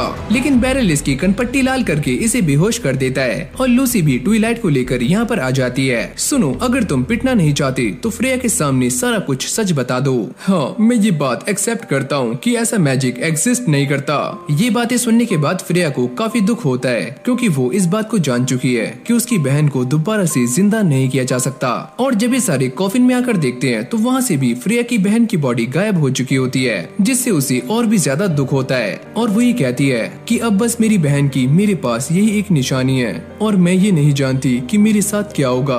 बैरल उसे कहता है कि तुम इसके बारे में चिंता मत करो, हम सारे तुम्हारा ध्यान रखेंगे। जिसके बाद ये सारे उसे लेकर अपने साथ आ जाते हैं और यहाँ तक कि सारे के सारे गुंडे भी पकड़े जा चुके हैं। लेकिन जब लूसिया इन गुंडों को लेकर यहाँ से जा रही होती है तभी अचानक यहाँ पर एक बंदा आ जाता है जो कि एक मैजिकल एक्सेसरी का इस्तेमाल करके एक स्पेल को कास्ट करता है, जिससे ट्विलाइट की बॉडी ग्लो करके फट जाती है। अब ये बंदा एक बिशप के सामने आ जाता है और उसे इस मैजिकल टूल के लिए थैंक्स करता है। बिशप अपने सामने रखी हुई इन सारी की सारी डेड बॉडीज को देखकर ये कहता है मैं इस सारी मटेरियल का इस्तेमाल करके दोबारा से द मिरेकल ऑफ गॉड को रिक्रिएट करने वाला हूँ। जब सुबह का ट्रेनिंग सेशन खत्म हो जाता है तो लूसिया बैरल के पास आती है और उससे ये कहती है कि मुझे तुमसे कुछ बात करनी है, और वो उसे लेकर खोपचे में आ जाती है। क्या तुम ये बात जानते हो कि ट्विलाइट फटकर मर चुका है और उसकी बॉडी के अंदर से एक मैजिकल एक्सेसरी मिली है जिसे मैजिकल कॉप्स स्टडी कर रहे हैं, और उन सारी डेड बॉडीज का क्या हुआ जिन्हें वो लोग इकट्ठा कर रहे थे। ये सारे छोटे मोटे गुंडे हैं, तो उन्होंने ये कहा कि वो इस बारे में कुछ भी नहीं जानते। जब ये सारी बातें खत्म हो जाती हैं तो बैरल कुरूनी को लेकर उस शॉप पे आ जाता है जहाँ पर उसने पहले इस सॉर्ड को सिलेक्ट किया था,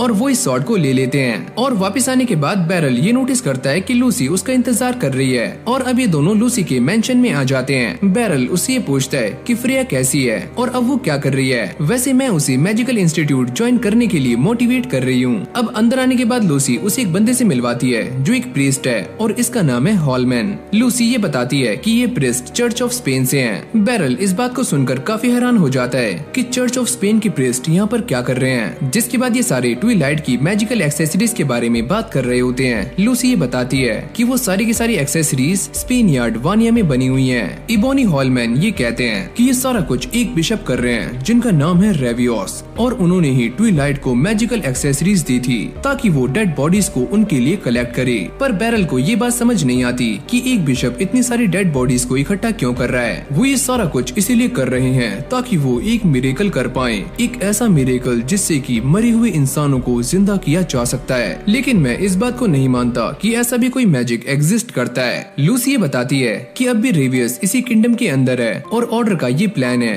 कि कल उसे सबके सामने हाजिर किया जाए। लेकिन अगर एक बार वो अपने किंगडम में भाग गया तो उसे पकड़ना काफी मुश्किल हो जाएगा। इन सारी बातों को सुनने के बाद बैरल थोड़ा पैनिक हो जाता है, लेकिन तभी वो ये सोचता है कि अगर मैं इस मिशन को करता हूँ तो शायद फ्रेया अपनी बहन की डेड बॉडी से एक लास्ट बार मिल सकती है। अब बैरल ये सारा कुछ करने के लिए मान जाता है, लेकिन जब वो बाहर जा रहा होता है तभी फ्रेया यहाँ पर आ जाती है और वो ये कहती है कि तुम यहाँ पर क्या कर रहे हो? मैं तो बस यहाँ पर लूसी से बात करने के लिए आया था और तुम्हें देखकर ऐसा लग रहा है कि ये सारे लोग तुम्हारी काफी अच्छे से देखभाल कर रहे हैं, पर तुम लोग मेरे साथ इतने अच्छे क्यों हो जबकि मैंने तुम्हें नुकसान पहुँचाने की कोशिश की थी और तुम मुझे स्कूल भी भेजने का ट्राई कर रहे हो। ये सारा कुछ क्यों?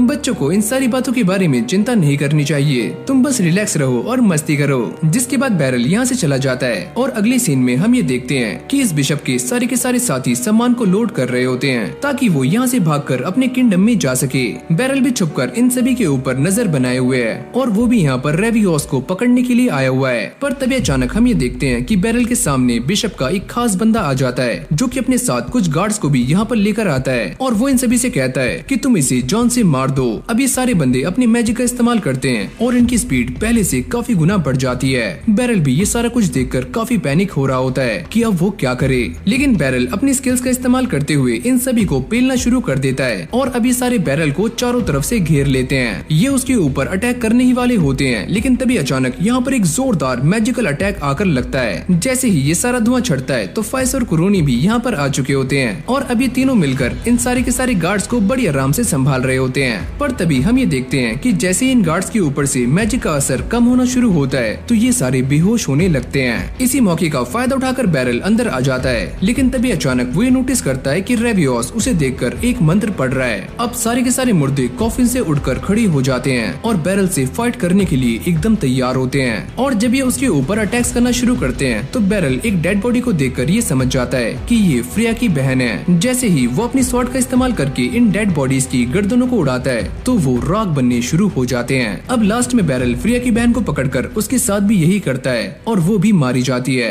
ये सारा कुछ करने के बाद बैरल काफी इमोशनल हो जाता है और उसके हाथ में वही लॉकेट होता है जैसा कि फ्रेया के पास है। बिशप की ये सारी हरकतें देखकर बैरल को उसके ऊपर काफी गुस्सा आ रहा होता है। तभी यहाँ पर बिशप का एक खास बंदा आ जाता है जो कि अपनी पावर्स को एनहेंस करके बैरल के ऊपर एक जोरदार हिट करता है और बैरल उसके अटैक को रोकते हुए ये सोचता है कि ये इंसान तो सच में काफी स्ट्रॉन्ग है। अब ये उसे रुकाने की काफी ट्राई कर रहा होता है पर ये बंदा बैरल को इंजर्ड कर देता है और बैरल उसे देखकर ये सोचता है कि मुझे कुछ भी करके इस फाइट को जीतना है। ये सोचते ही वो इस बंदे के ऊपर एक जोरदार अटैक करता है और इसको इंजर्ड कर देता है और तभी ये बंदा एक नाइफ निकालकर अपने हाथ में घुसा लेता है जिससे इसकी पावर्स पहले से भी काफी गुना बढ़ जाती हैं और ये बैरल के ऊपर एक के बाद एक ताबड़तोड़ अटैक्स करना शुरू कर देता है। ये सारे अटैक्स बैरल को बुरी तरह से इंजर्ड कर रहे होते हैं। मैं इसके सारे अटैक्स को रोक नहीं सकता, लेकिन मेरे पास हारने का कोई भी चांस नहीं है। जिसके बाद बैरल काफी गुस्से में आकर इस बंदे की छाती को छल्ली कर देता है, लेकिन वो ये देखकर काफी शॉक था कि इतनी चोटें लगने के बाद भी अब भी ये बंदा लड़ने के लिए एकदम तैयार है। जैसे ये बैरल के ऊपर दोबारा से अटैक करता है तो इसकी बॉडी में अलग अलग जगह से ब्लड निकलना शुरू हो जाता है। बैरल इसको देखकर ही कहता है कि तुम इस हद तक क्यों जा रहे हो,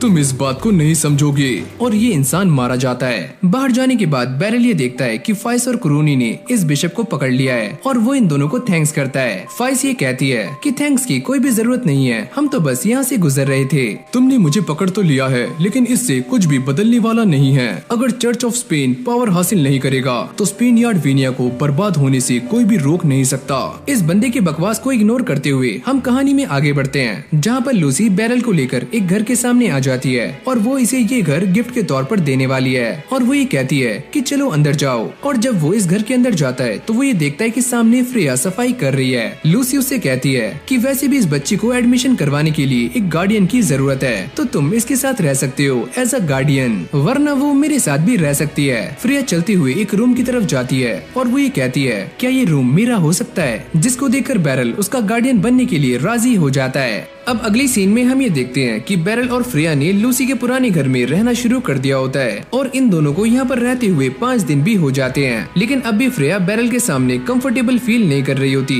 बैरल उससे ये पूछता है चलो मुझे ये बताओ कि तुम्हें खाने में क्या पसंद है। वो ये कहती है कि मैं खाने में कुछ भी खा लेती हूँ, आपको टेंशन लेने की कोई भी जरूरत नहीं है, तो चलो फिर मैं तुम्हारे कपड़े धो दूंगा, मैं वो सारा काम खुद ही कर सकती हूँ। उसकी ये सारी बातें सुनने के बाद बैरल ये समझ जाता है कि फ्रेया उसके सामने खुद को सही तरीके से एक्सप्रेस नहीं कर पा रही है, पर बैरल भी यही चाहता है कि इन दोनों की ये जो बीच की दूरी है वो काफी हद तक कम हो जाए और इसीलिए वो इसे लेकर बाहर आ जाता है ताकि इन दोनों का ही माइंड फ्रेश हो जाए। और पहले ये दोनों खाना खाते हैं और बाद में एक प्ले देखने के लिए जाते हैं। ये एक्सपीरियंस इन दोनों के लिए ही काफी नया होता है। फिर हम अगले दिन का सीन देखते हैं जहाँ पर बैरल फ्रेया को लेकर उसका एडमिशन करवाने के लिए जा रहा होता है और जैसे ये दोनों स्कूल के सामने पहुँचते हैं तो वो ये नोटिस करते हैं कि ये स्कूल काफी बड़ा है और यहाँ पर बच्चे मैजिक का इस्तेमाल कर रहे हैं। और भाई ये दोनों ही नल्ले हैं क्योंकि ये दोनों ही इस बात को नहीं जानते कि एडमिशन करवाने के लिए जाना कहाँ पर है। तभी उनके सामने एक टीचर आ जाती है और वो ये कहती है अगर आप यहाँ पर बच्चे का एडमिशन करवाने के लिए आए हो तो चलो मेरे साथ, मैं आपको लेकर सही जगह पर चलती हूँ। जिसके बाद वो इन दोनों को लेकर अंदर आ जाती है और बैरल को देखकर ये पूछती है वैसे आपको हमारे इंस्टीट्यूट के बारे में किसने बताया। बैरल ये कहता है कि हमें इस जगह के बारे में लूसी डायमंड ने रिकमेंड किया है जो कि मैजिक कॉर्प्स की कमांडर है। ओह तो ये बात काफी अच्छी है कि आपको यहाँ के प्रिंसिपल ने खुद ही इनवाइट किया है। अब अंदर आने के बाद ये सारी बातें कर रहे होते हैं जहाँ पर ये टीचर उन्हें बताती है अगर यहाँ की प्रिंसिपल ने आपको खुद ही इनवाइट किया है तो आपको कोई भी टेस्ट देने की जरूरत नहीं है। और अब वो फ्रेया से ये पूछती है कि तुम कौन से मैजिक मेजर को ज्वाइन करना चाहती हो, पर इन दोनों को इसके बारे में कुछ भी पता नहीं होता। वो ये बताती है कि यहाँ पर अलग अलग तरह के मैजिक होते हैं जैसे कि फायर मैजिक, वाटर मैजिक या और भी ऐसे ही मैजिक। फ्रेया कहती है कि मैं तो बस फायर मैजिक करना जानती हूँ। अब ये टीचर डिफरेंट टाइप्स के मैजिक के बारे में बताना शुरू करती है जैसे कि offensive magic, defensive magic, healing magic और ऐसे ही बहुत सारे। बैरल भी इस बात को समझ जाता है कि वो क्या कहना चाहती हैं। और अब ये टीचर इन दोनों को पूरा का पूरा स्कूल घुमा रही होती हैं और ये स्कूल देखने के बाद इन दोनों का मुंह खुला का खुला रह जाता है। जब ये दोनों वापस जा रहे होते हैं तो बैरल ये सोचता है अगर उस स्कूल में इतना अच्छा हॉस्टल है तो फ्रेया को मेरे साथ नहीं रहना चाहिए। ये बंदा इस बात को लेकर भी काफी पैनिक होता है कि फ्रेया उन बच्चों के साथ एडजस्ट कर पाएगी या फिर नहीं, और इसीलिए मैं ये सोच रहा हूँ कि फ्रेया को कुछ वक्त मेरे साथ बिताना चाहिए। बैरल ये सारी बातें सोच कर काफी परेशान हो रहा होता है। और अब ये दोनों एक खाने की दुकान में आ जाते हैं जहाँ पर इन्हें लिसेंड्रा मिलती है और ये सारे एक साथ बैठ जाते हैं। अब लिसेंड्रा इस बच्चे के बारे में पता करती है और बैरल ये बताता है कि ये कहानी काफी लंबी है, लेकिन चलो मैं तुम्हें शॉर्ट में समझाता हूँ। वैसे इस बच्ची का नाम है फ्रेया और मैं इसका गार्डियन हूँ।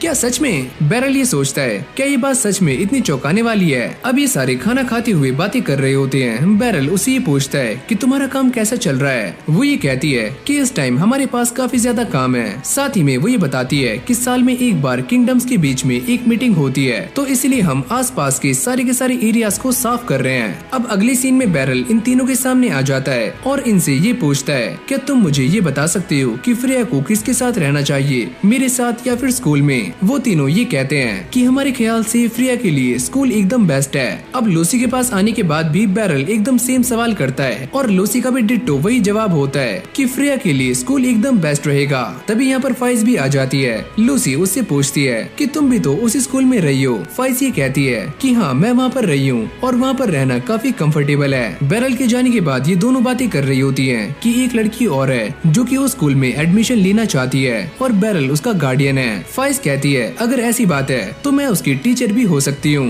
क्योंकि मैं जल्दी ही इंस्टीट्यूट को ज्वाइन कर रही हूँ। इस तरफ बैरल एक खाली जगह पर आ जाता है और अब भी वो यही सोच रहा होता है कि फ्रेया को कहाँ पर रहना चाहिए और काफी ज्यादा सोचने के बाद वो ये डिसाइड करता है कि मेरे ख्याल से स्कूल ही फ्रेया के लिए एकदम सही रहेगा। जिसके बाद बैरल घर आ जाता है और अब फ्रेया उसे बताती है कि उसे यहाँ से कुछ अजीब सी आवाजें आ रही हैं और ये सारी आवाजें ड्रॉर के पीछे से आ रही होती हैं। जैसे ही बैरल ड्रॉर को हटाता है तो वो ये नोटिस करता है कि यहाँ यहाँ पर एक चूहे का बिल है। तभी इसके अंदर से 3 चूहे बाहर निकलकर इधर उधर भागना शुरू कर देते हैं और बैरल भी रेडी हो जाता है इन सभी को यहाँ से भगाने के लिए। थोड़ी मेहनत करने के बाद बैरल एक चूहे को घर से बाहर निकालने में सफल हो जाता है, लेकिन अब भी 2 चूहे घर के अंदर ही हैं। और अब और थोड़ी कोशिश करने के बाद बैरल एक और चूहे को पकड़ लेता है, पर तीसरा वाला उसके हाथों में नहीं आता। वो कभी इधर कभी उधर भाग रहा होता है। तभी फ्रेया अपने फायर मैजिक का इस्तेमाल करके इस चूहे के रास्ते को रोक लेती है और बैरल इसको झट से पकड़ लेता है। अब यहीं से हमारा सीन शिफ्ट हो जाता है, जहाँ पर बैरल किचन में खड़ा हुआ खाना बनाने की तैयारियां कर रहा होता है और तभी फ्रेया यहाँ पर आकर उसकी हेल्प करना शुरू कर देती है। और अब ये सारा काम खत्म हो जाने के बाद ये दोनों खाना खाने के लिए बैठ जाते हैं और बैरल उससे कहता है, तुम्हारा शुक्रिया, तुमने मेरी आज काफी हेल्प की है।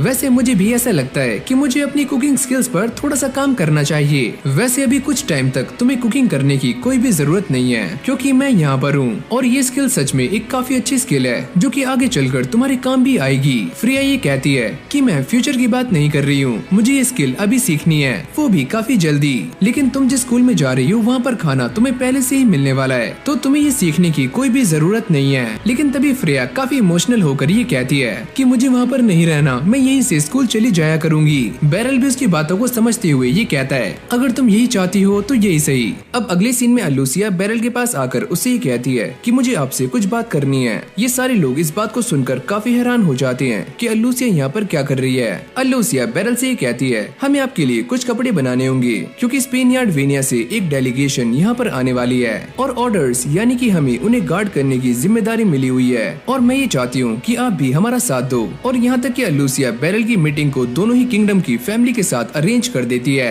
अब ये सारी बातें सुनने के बाद बैरल ना चाहते हुए भी उसकी बातों को मानने के लिए तैयार हो जाता है। घर आने के बाद बैरल ये देखता है कि उसके लिए एक पार्सल आया हुआ है और साथ में एक लेटर भी। और जब वो इसे पढ़कर देखता है तो इसके अंदर बैरल को थैंक्स किया गया होता है, लेकिन इस बात की इन्फॉर्मेशन नहीं होती कि ये पार्सल किसने भेजा है। बैरल ये सोचता है कि शायद से ये पार्सल हॉलमैन ने भेजा होगा। जब ये दोनों बैठकर खाना खा रहे होते हैं तो बैरल फ्रेया से कहता है कि कल मैं वीआईपी लोगों को गार्ड करने वाला हूँ, जिसके लिए मुझे कुछ कपड़े चाहिए, तो मैं अलूसिया के साथ कल शॉपिंग पे जा रहा हूँ। बैरल उसे पूछता है कि तुम भी हमारे साथ चलोगी, लेकिन फ्रेया उसे साफ मना कर देती है। अब अगली सुबह ये दोनों शॉपिंग करने के लिए तैयार हो जाते हैं, लेकिन कुरूनी और ड्रॉट्स उनके ऊपर नजर रख रहे होते हैं, क्योंकि कुरूनी को ऐसा लगता है कि ये दोनों डेट कर रहे हैं। इस तरफ शॉप में आने के बाद अलूसिया बैरल को अलग अलग तरह के कपड़े दिखा रही होती है, जो कि बैरल को बिल्कुल भी पसंद नहीं आते। जिसके बाद वो खुद ही अपने लिए एक ड्रेस को सेलेक्ट कर लेता है, पर अलूसिया को ये ड्रेस रत्ती भर भी पसंद नहीं आती। लेकिन भाई बैरल अलूसिया का सेंस है, तो उसे ये बात माननी पड़ जाती है। अब शॉपिंग करने के बाद ये दोनों खाना खाने के लिए आ जाते हैं। अलूसिया ये सोचती है कि हम दोनों शॉपिंग कर रहे हैं, साथ में खाना खा रहे हैं, तो इससे एक बात तो तय है कि हम दोनों डेट पर हैं। कुरूनी और ड्रॉट भी इनका पीछा करते करते यहाँ पर आ जाते हैं और वो ये नोटिस करते हैं कि अलूसिया पहले के मुकाबले काफी खुश लग रही है और वो ये सोचते हैं कि हमने आज से पहले अलूसिया को इतना खुश कभी भी नहीं देखा। जैसे ही ये सारा काम खत्म हो जाता है तो बैरल भी अपने घर के लिए निकल जाता है, लेकिन कुरूनी ये नोटिस करती है कि अब भी अलूसिया बार बार बैरल को ही देख रही है। लेकिन भाई ड्रॉट सीधे ही अलूसिया के पास चला जाता है और वो ये कहता है, कमांडर मुझे माफ करना कि मैं आपकी जासूसी कर रहा था।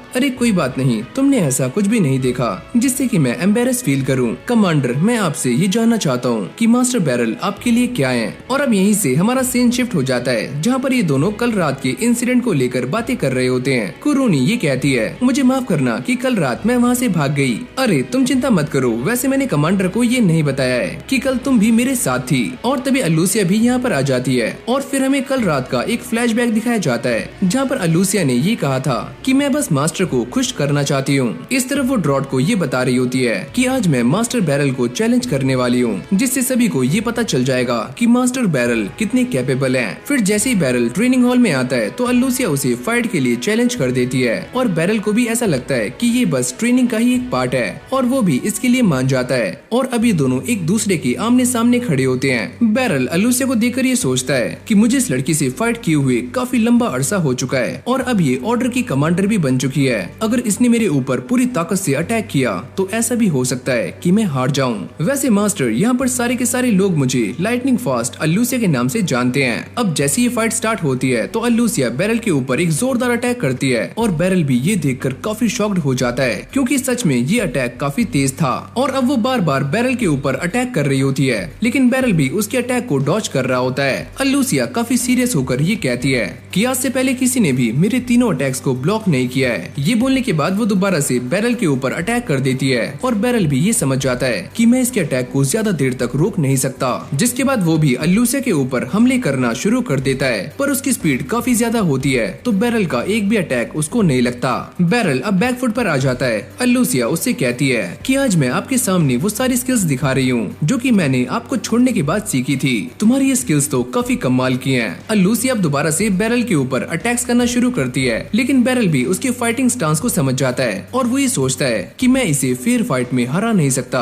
और तभी अचानक हम ये देखते हैं कि बैरल उसके कपड़े पकड़कर उसे नीचे गिरा देता है और इस फाइट को बड़ी आराम से जीत जाता है। कुरूनी इस बात को देखकर ये कहती है क्या ऐसा करना सही है? ड्रॉट कहता है कि असली फाइट में सारा कुछ करना जायज होता है। अब ये डुअल मैच खत्म हो चुका है तो बैरल अल्लूसिया के पास आकर उसे कुछ सजेशंस देता है और यहाँ से चला जाता है। जिसके बाद ड्रॉट अल्लूसिया से कहता है अगर आप ये फाइट जीत जाती तो क्या आप मास्टर बैरल को ये बताती कि आप उनके लिए क्या फील करती हो? अगर वो इंसान मैं हुई जो मास्टर बैरल को खुश कर पाए तो मुझे भी इसकी काफी खुशी होगी, लेकिन ये जरूरी नहीं है और वो इंसान कोई और भी हो सकता है। वैसे सच कहूँ तो मुझे आपकी ये बातें समझ नहीं आती। अब खाना खाते हुए बैरल फ्रेया को ये सारी बातें बता रहा होता है कि आज उसके साथ क्या क्या हुआ और कैसे उसने अल्लूसिया को हरा दिया। ये सारी बातें सुनने के बाद फ्रेया कहती है कि मुझे ऐसा लगता है कि वो आपका ध्यान अपनी तरफ करना चाहती हैं। ये तुम क्या कह रही हो? मैं एकदम सही कह रही हूँ और मुझे यहाँ तक भी लगता है कि वो आपको पसंद करती हैं। लेकिन भाई ये अधेड़ उम्र का आदमी इन सारी की सारी बातों को यहीं पर दफनाने के लिए कहता है और ये बोलता है कि हम दोनों के बीच में एज का डिफरेंस काफी ज्यादा है और वो मेरी स्टूडेंट है तो हमारे बीच ऐसा कुछ भी नहीं हो सकता।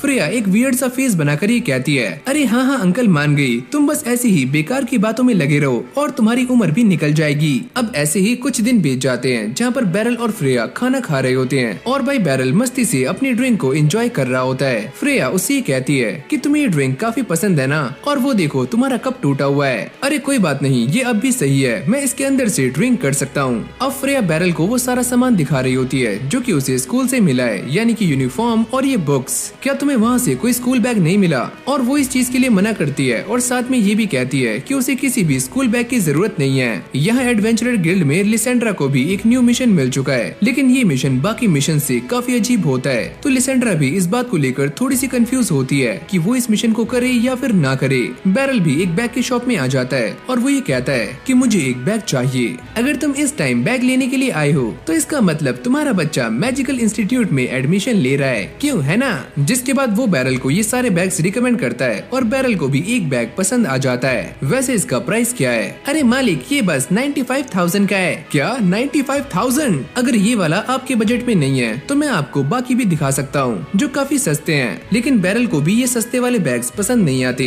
अब इस दुकान से बाहर आने के बाद बैरल ये सोचता है ये बात नहीं है कि मैं अपनी सैलरी से ये बैग नहीं खरीद सकता, लेकिन टाइम का कुछ भी पता नहीं होता और मुझे फ्रेया के लिए और भी पैसे कलेक्ट करने हैं जो कि उसके काम आ सके। जब बैरल यहाँ से घर जा रहा होता है तो उसे रास्ते में लिसेंड्रा मिलती है और वो ये कहता है कि तुम इतनी परेशान क्यों हो, क्या कुछ हुआ है? मुझे एडवेंचरर गिल्ड ने एक काम दिया है, लेकिन वो काम थोड़ा सा ट्रिकी है तो मुझे समझ नहीं आ रहा है कि मैं उसे कैसे करूँ। लिसेंड्रा बैरल से हेल्प मांगने का ट्राई कर रही होती है, लेकिन बैरल उसे मना कर देता है। मुझे ऐसा नहीं लगता कि मैं किसी भी ट्रिकी काम में तुम्हारी हेल्प कर पाऊंगा, लेकिन आपको इस काम के लिए एक काफी अच्छा रिवॉर्ड मिलेगा और बैरल भी इस चीज के लिए मान जाता है। अब अगली सीन में ये दोनों अपने मिशन के लिए निकल जाते हैं जहाँ पर इन्हें एक अच्छी नस्ल का घोड़ा पकड़ना है जिसको ये रॉयल फैमिली के सामने प्रेजेंट कर पाए। वैसे ये काम देकर तुमने मेरी काफी हेल्प की है क्योंकि मेरे खर्चे पहले के मुकाबले काफी बढ़ चुके हैं। चलो ये तो अच्छा हुआ कि हमारी टाइमिंग भी मैच हो गई। जंगल में आने के बाद इन दोनों को वो बाकी के एडवेंचरर्स भी मिल जाते हैं जिनको यही सेम काम मिला हुआ था, लेकिन वो ये काम करने में नाकाम हो जाते हैं। पर इनकी बातों से एक चीज तो क्लियर हो जाती है कि वो घोड़ा जंगल में किस साइड है। अब ये दोनों उस घोड़े को ढूंढने के लिए निकल जाते हैं, लेकिन काफी ज्यादा ढूंढने के बाद भी वो घोड़ा इन्हें कहीं भी दिखाई नहीं देता।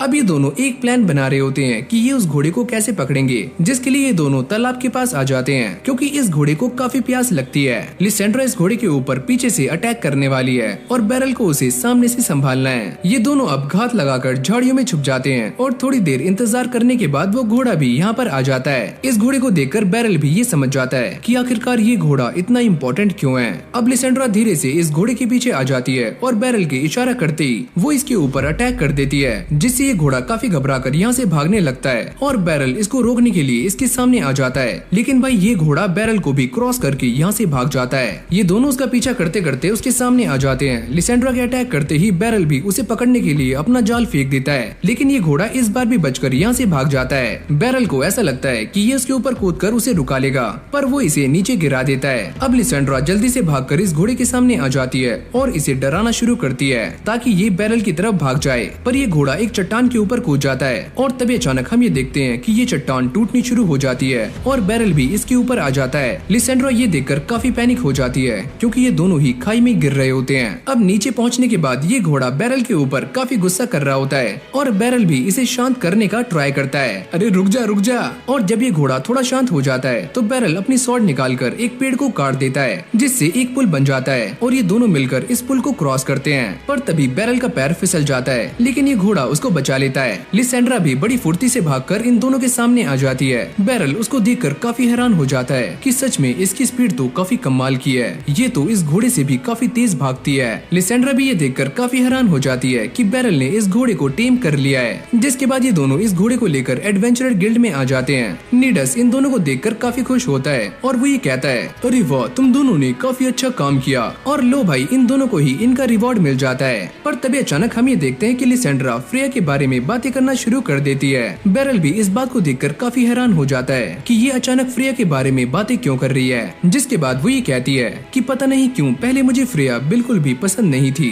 लेकिन अब मैं भी उसे सपोर्ट करने के लिए एकदम तैयार हूँ। और हाँ, घर जाने के बाद आपका सरप्राइज आपका वेट कर रहा है। लेकिन बैरल को उसकी कोई भी बात समझ नहीं आती और वो सीधा इस बैग को लेकर घर आ जाता है। अब जैसी फ्रेया यहाँ पर आती है तो वो इस बैग को देखकर काफी खुश हो जाती है कि ये बैग सच में काफी अच्छा है और वो इसे कैरी करके भी दिखाती है। बैरल भी उसे देखकर काफी खुश हो रहा होता है और वो ये कहता है कि ये बैग तुम्हारे लिए एकदम परफेक्ट है, आपका शुक्रिया कि आप मेरे लिए ये बैग लाए। अरे टेंशन नको, मैं पहले से ही तुम्हारे लिए ये बैग खरीदना चाहता था। और तभी अचानक वो भी बैरल के लिए एक मग निकालती है और वो ये कहती है कि ये मग मैं आपके लिए लाई हूँ और मैं आपको पहले ही बता दूं कि मैंने इसे चोरी नहीं किया है, ये मैं अपनी मेहनत से लाई हूँ, वो भी आपके लिए। इस बात को सुनने के बाद बैरल थोड़ा सा खो जाता है। मुझे ऐसा लगता है कि लिसेंड्रा ने ही इसे काम दिलाया होगा। फ्रेया अब लिसेंड्रा के बारे में बता रही होती है और वो ये कहती है कि वो एक एडवेंचरर है, तो उन्हें जॉब्स के बारे में काफी कुछ पता है और उन्होंने ही मुझे एक जॉब दिलाई थी। बैरल इस कप में ड्रिंक पीने के बाद ही कहता है, तो तुमने ये सारा कुछ इसलिए किया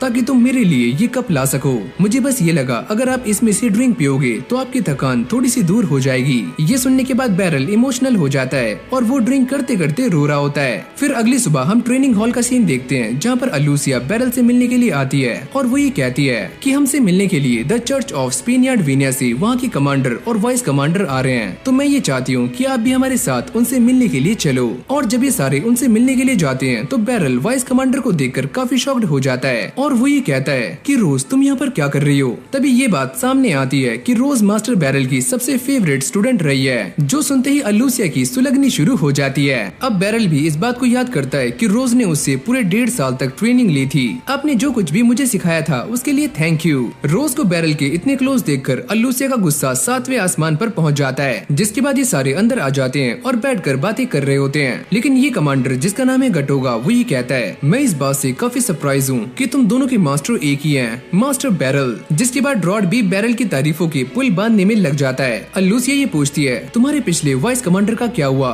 मैं इसके बारे में तुम्हें बाद में बताऊंगा। अब ये दोनों इस बात को भी डिस्कस करते हैं कि वो यहाँ पर क्यों आए हैं। हमारे यहाँ पर आने का बस एक ही रीजन था, ताकि रोज इस जगह को देख पाए और ये दोनों यहाँ पर बस कुछ ही टाइम के लिए आए हुए हैं। अलूसिया ये कहती है, तो चलो फिर मैं तुम्हारे लिए एक गार्ड को अपॉइंट कर दूंगी जो कि तुम्हारी हेल्प करेगा। अब अगली सीन में सारे के सारे नाइट्स को ट्रेनिंग देने के बाद बैरल दोबारा से अपने घर जा रहा होता है। लेकिन तभी उसके सामने रोज आ जाती है और वो ये कहती है कि मैं आपको देखना चाहती थी और इसीलिए मैं यहाँ पर आ गई। बैरल ये सोचता है, हमने आज सुबह ही मीटिंग की थी, तो इतनी भी जल्दी क्या है। चलो एक काम करते हैं, हम दोनों बातें करते करते इस पूरे शहर को घूमते हैं। मुझे लगा ही था कुछ ऐसा होने वाला है। बैरल अब रोज को लेकर पूरा का पूरा शहर घुमा रहा होता है और ये दोनों काफी सारी बातें भी करते हैं। और इन दोनों की बातों से एक चीज और क्लियर हो जाती है कि वो इंसान गटोगा ही था जिसने बैरल को यहाँ पर आने के लिए कहा था। ये दोनों मिलकर पूरे के पूरे शहर को अच्छी तरह से नाप रहे होते हैं और रोज को ये शहर काफी पसंद भी आता है और वो ये कहती है कि ये जगह सच में काफी अच्छी है और मैं ये सोच रही हूँ कि फ्यूचर में आकर यहीं पर बस जाऊँ। ये सारी बातें खत्म हो जाने के बाद बैरल दर्जी के पास आकर अपनी ड्रेस को ट्राई करता है और इन्हीं कपड़ों में घर पहुँच जाता है। पर फ्रेया को ये कपड़े बिल्कुल भी पसंद नहीं आ रहे होते। जिसके बाद वो नॉर्मल कपड़े पहनकर डिनर करने के लिए बैठ जाता है और फ्रेया से ये पूछता है कि स्कूल में सारा कुछ कैसा चल रहा है। और वो ये कहती है कि स्कूल वालों ने मुझे कुछ बुक्स दी हैं, लेकिन ये सारी बुक्स मेरे मेरे सर के ऊपर से जा रही हैं। क्या आप मेरी हेल्प कर सकते हो? तो चलो फिर जब भी हम दोनों के पास टाइम होगा हम दोनों मिलकर स्टडी करेंगे।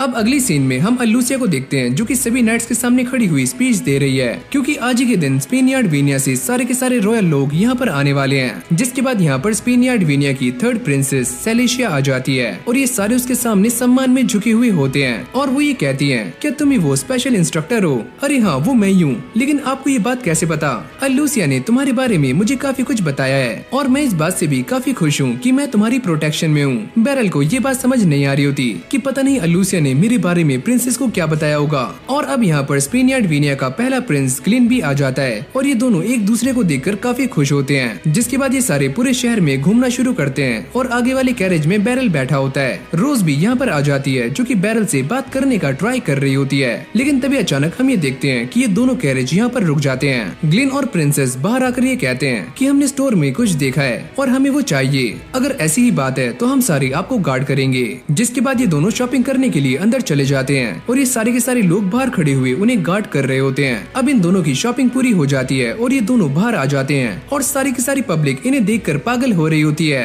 लेकिन अंदर बैठने से पहले गटोगा प्रिंस से ये कहता है, योर हाइनेस आज के बाद ऐसा मत करना। पर तभी अचानक बैरल भीड़ में एक चीज को देखकर काफी पैनिक हो जाता है और अगली पल वो चीज उसकी आंखों से ओझल हो जाती है। मुझे ऐसा लगता है कि ये बस मेरी इमेजिनेशन है। अब अगली सीन में हम ये देखते हैं कि ये सारे के सारे अपने डेस्टिनेशन पर पहुंच चुके हैं। बैरल अलूसिया से कहता है कि मैं तुमसे कुछ बात कर सकता हूँ। जिसके बाद वो इन दोनों को सारी की सारी बातें बताता है जो कि उसने भीड़ में महसूस की थी और वो ये कहता है कि मैं गलत भी हो सकता हूँ। मैं इस बात को लेकर पूरा श्योर नहीं हूँ। ड्रॉट ये बात सुनने के बाद सभी गार्ड्स को इन्फॉर्म करने के लिए चला जाता है। यहाँ पर सारे के सारे लोग प्रिंस और प्रिंसेस को अपने सामने देखकर काफी खुश हो रहे होते हैं। पर तभी अचानक कुछ बंदे उनके ऊपर अटैक करने के लिए चारों तरफ से आ रहे होते हैं और ये सारे भी उनसे फाइट करने के लिए एकदम तैयार हो जाते हैं। लेकिन तभी अचानक बैरल ये नोटिस करता है कि सामने से कुछ असैसियन यहाँ पर आ रहे हैं। ओह नो, ये सब कहाँ से आए? अलूसिया गार्ड से कहती है कि तुम इन्हें लेकर अंदर जाओ। फिर चारों तरफ धुआं ही धुआं हो जाता है और तभी एक असैसियन बैरल के ऊपर अटैक करता है और बैरल इसके अटैक को डॉज करते हुए ये सोचता है कि इसके डैगर में तो पॉइजन लगा हुआ है, सारे लोग चौकन्ने हो जाओ।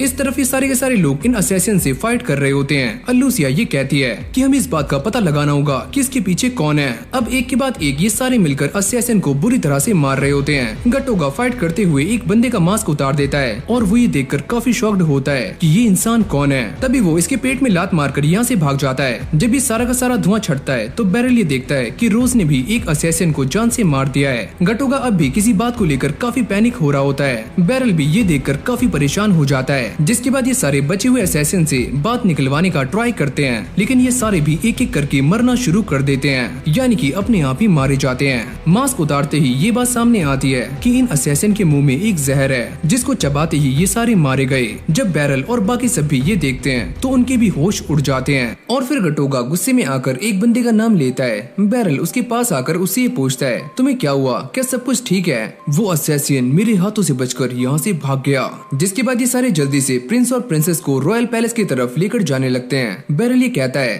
अलूसिया अब तुम क्या करने वाली हो? ये बात तो मैं भी नहीं जानती कि हमें अब क्या करना है, लेकिन मैंने उन असैसिन को पकड़ने का ऑर्डर दे दिया है जो कि हमसे बचकर भागे हैं। बैरल ये सोचता है आज जो कुछ भी हुआ उससे कल का टूर पक्का कैंसिल होने वाला है। अगली सीन में ये सारे बैरल को ये बताते हैं कि प्रिंस और प्रिंसेस की सिक्योरिटी को और भी ज्यादा टाइट कर दिया गया है। गटोगा ये कहता है, हम जल्दी ही हायर्स के साथ मीटिंग करने के लिए जा रहे हैं। अभी सारी बातें डिसाइड होने के बाद बैरल और रोज अपने अपने रास्ते निकल जाते हैं और बैरल भी अपने घर आ जाता है। पर वो ये देखता है कि लूसी यहाँ पर उसका पहले से ही इंतजार कर रही है और जब ये दोनों बातें करना शुरू करते हैं तो फ्रेया यहाँ से उठकर चली जाती है और वो ये कहती है कि मैं बस आधे घंटे में आई। उसके जाते ही लूसी फ्रेया की तारीफें करती है कि ये लड़की सच में काफी समझदार है। बैरल उसे पूछता है, तुम मुझे ये बताओ कि मैजिक कॉप्स सिक्योरिटी का हिस्सा क्यों नहीं थे?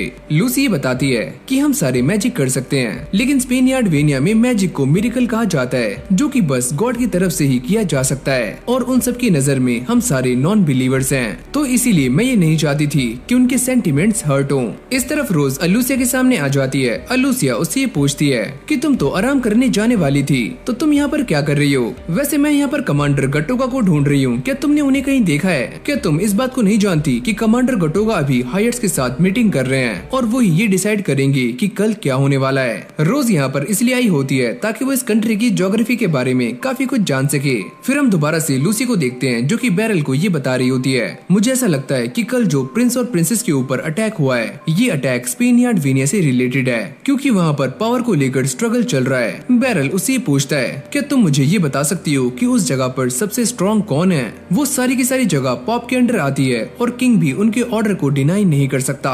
और अगर मैं बात करूं पॉलिटिकल पावर्स की, तो वो सारी पावर्स किंग के हाथों में होती हैं। बैरल ये सोचता है, अगर वो सारे प्रिंस ग्लेन को जान से मार भी देते हैं तो उनकी जगह पर एक और नया प्रिंस आ जाएगा और इससे कुछ भी चेंज होने वाला नहीं है। यहाँ पर लूसी और रोज के बीच में न जाने क्या क्या बातें चल रही होती हैं और जब इन दोनों की सारी बातें खत्म हो जाती हैं तो ये मास्टर बैरल के बारे में बातें करना शुरू कर देते हैं। पर तभी अचानक उनकी नजर एक बच्चे के ऊपर जाती है जो काफी परेशान था। रोज उसके पास जाकर उससे पूछती है, क्या तुम ठीक हो? तुम मेरे ऊपर भरोसा कर सकते हो? मैं यहाँ पर खो गया हूँ और मुझे मेरी माँ नहीं मिल रही है। रोज इस बच्चे से इसका नाम पता करती है और जोर जोर से चिल्लाना शुरू कर देती है और शाम होते होते ये इसकी माँ को ढूंढ भी लेते हैं। लूसिया ये कहती है, तुम्हें देखकर ऐसा लगता है कि तुम्हें बच्चे काफी पसंद हैं। अरे हाँ, ये बात सच है और स्पेन यार्ड वेनिया में बच्चों का काफी ख्याल रखा जाता है। लूसिया सारे के सारे गार्ड्स के सामने ये अनाउंस कर रही होती है कि प्लान में कोई भी चेंज नहीं है। बैरल ये सुनने के बाद थोड़ा सा पैनिक हो जाता है और वो लूसिया के पास आकर उससे ये पूछता है कि ये सारा कुछ क्या हो रहा है। लूसिया ये कहती है कि सारे के सारे हायर्स ने इसी ऑर्डर को फॉलो करने के लिए कहा है, यहाँ तक कि दोनों किंगडम्स भी इस बात के लिए राजी हो चुके हैं। जिसके बाद ये सारे एग्रीकल्चर एरिया की तरफ बढ़ रहे होते हैं और थोड़े आगे जाने के बाद गटोगा बैरल से ये कहता है कि मुझे तुमसे कुछ बात करनी है। गटोगा बैरल को ये बताता है कि कल जिसने हमारे ऊपर अटैक किया उनमें से एक बंदा हमारा साथी रह चुका है। क्या तुम हिनिस की बात कर रहे हो? लगता है उस वक्त मैंने जो कहा था वो आपने सुन लिया। और हाँ, वो रोज से पहले हमारा वाइस कमांडर था, लेकिन अगर वो आज मुझे दिखा तो मैं उसे खुद ही जान से मार दूंगा।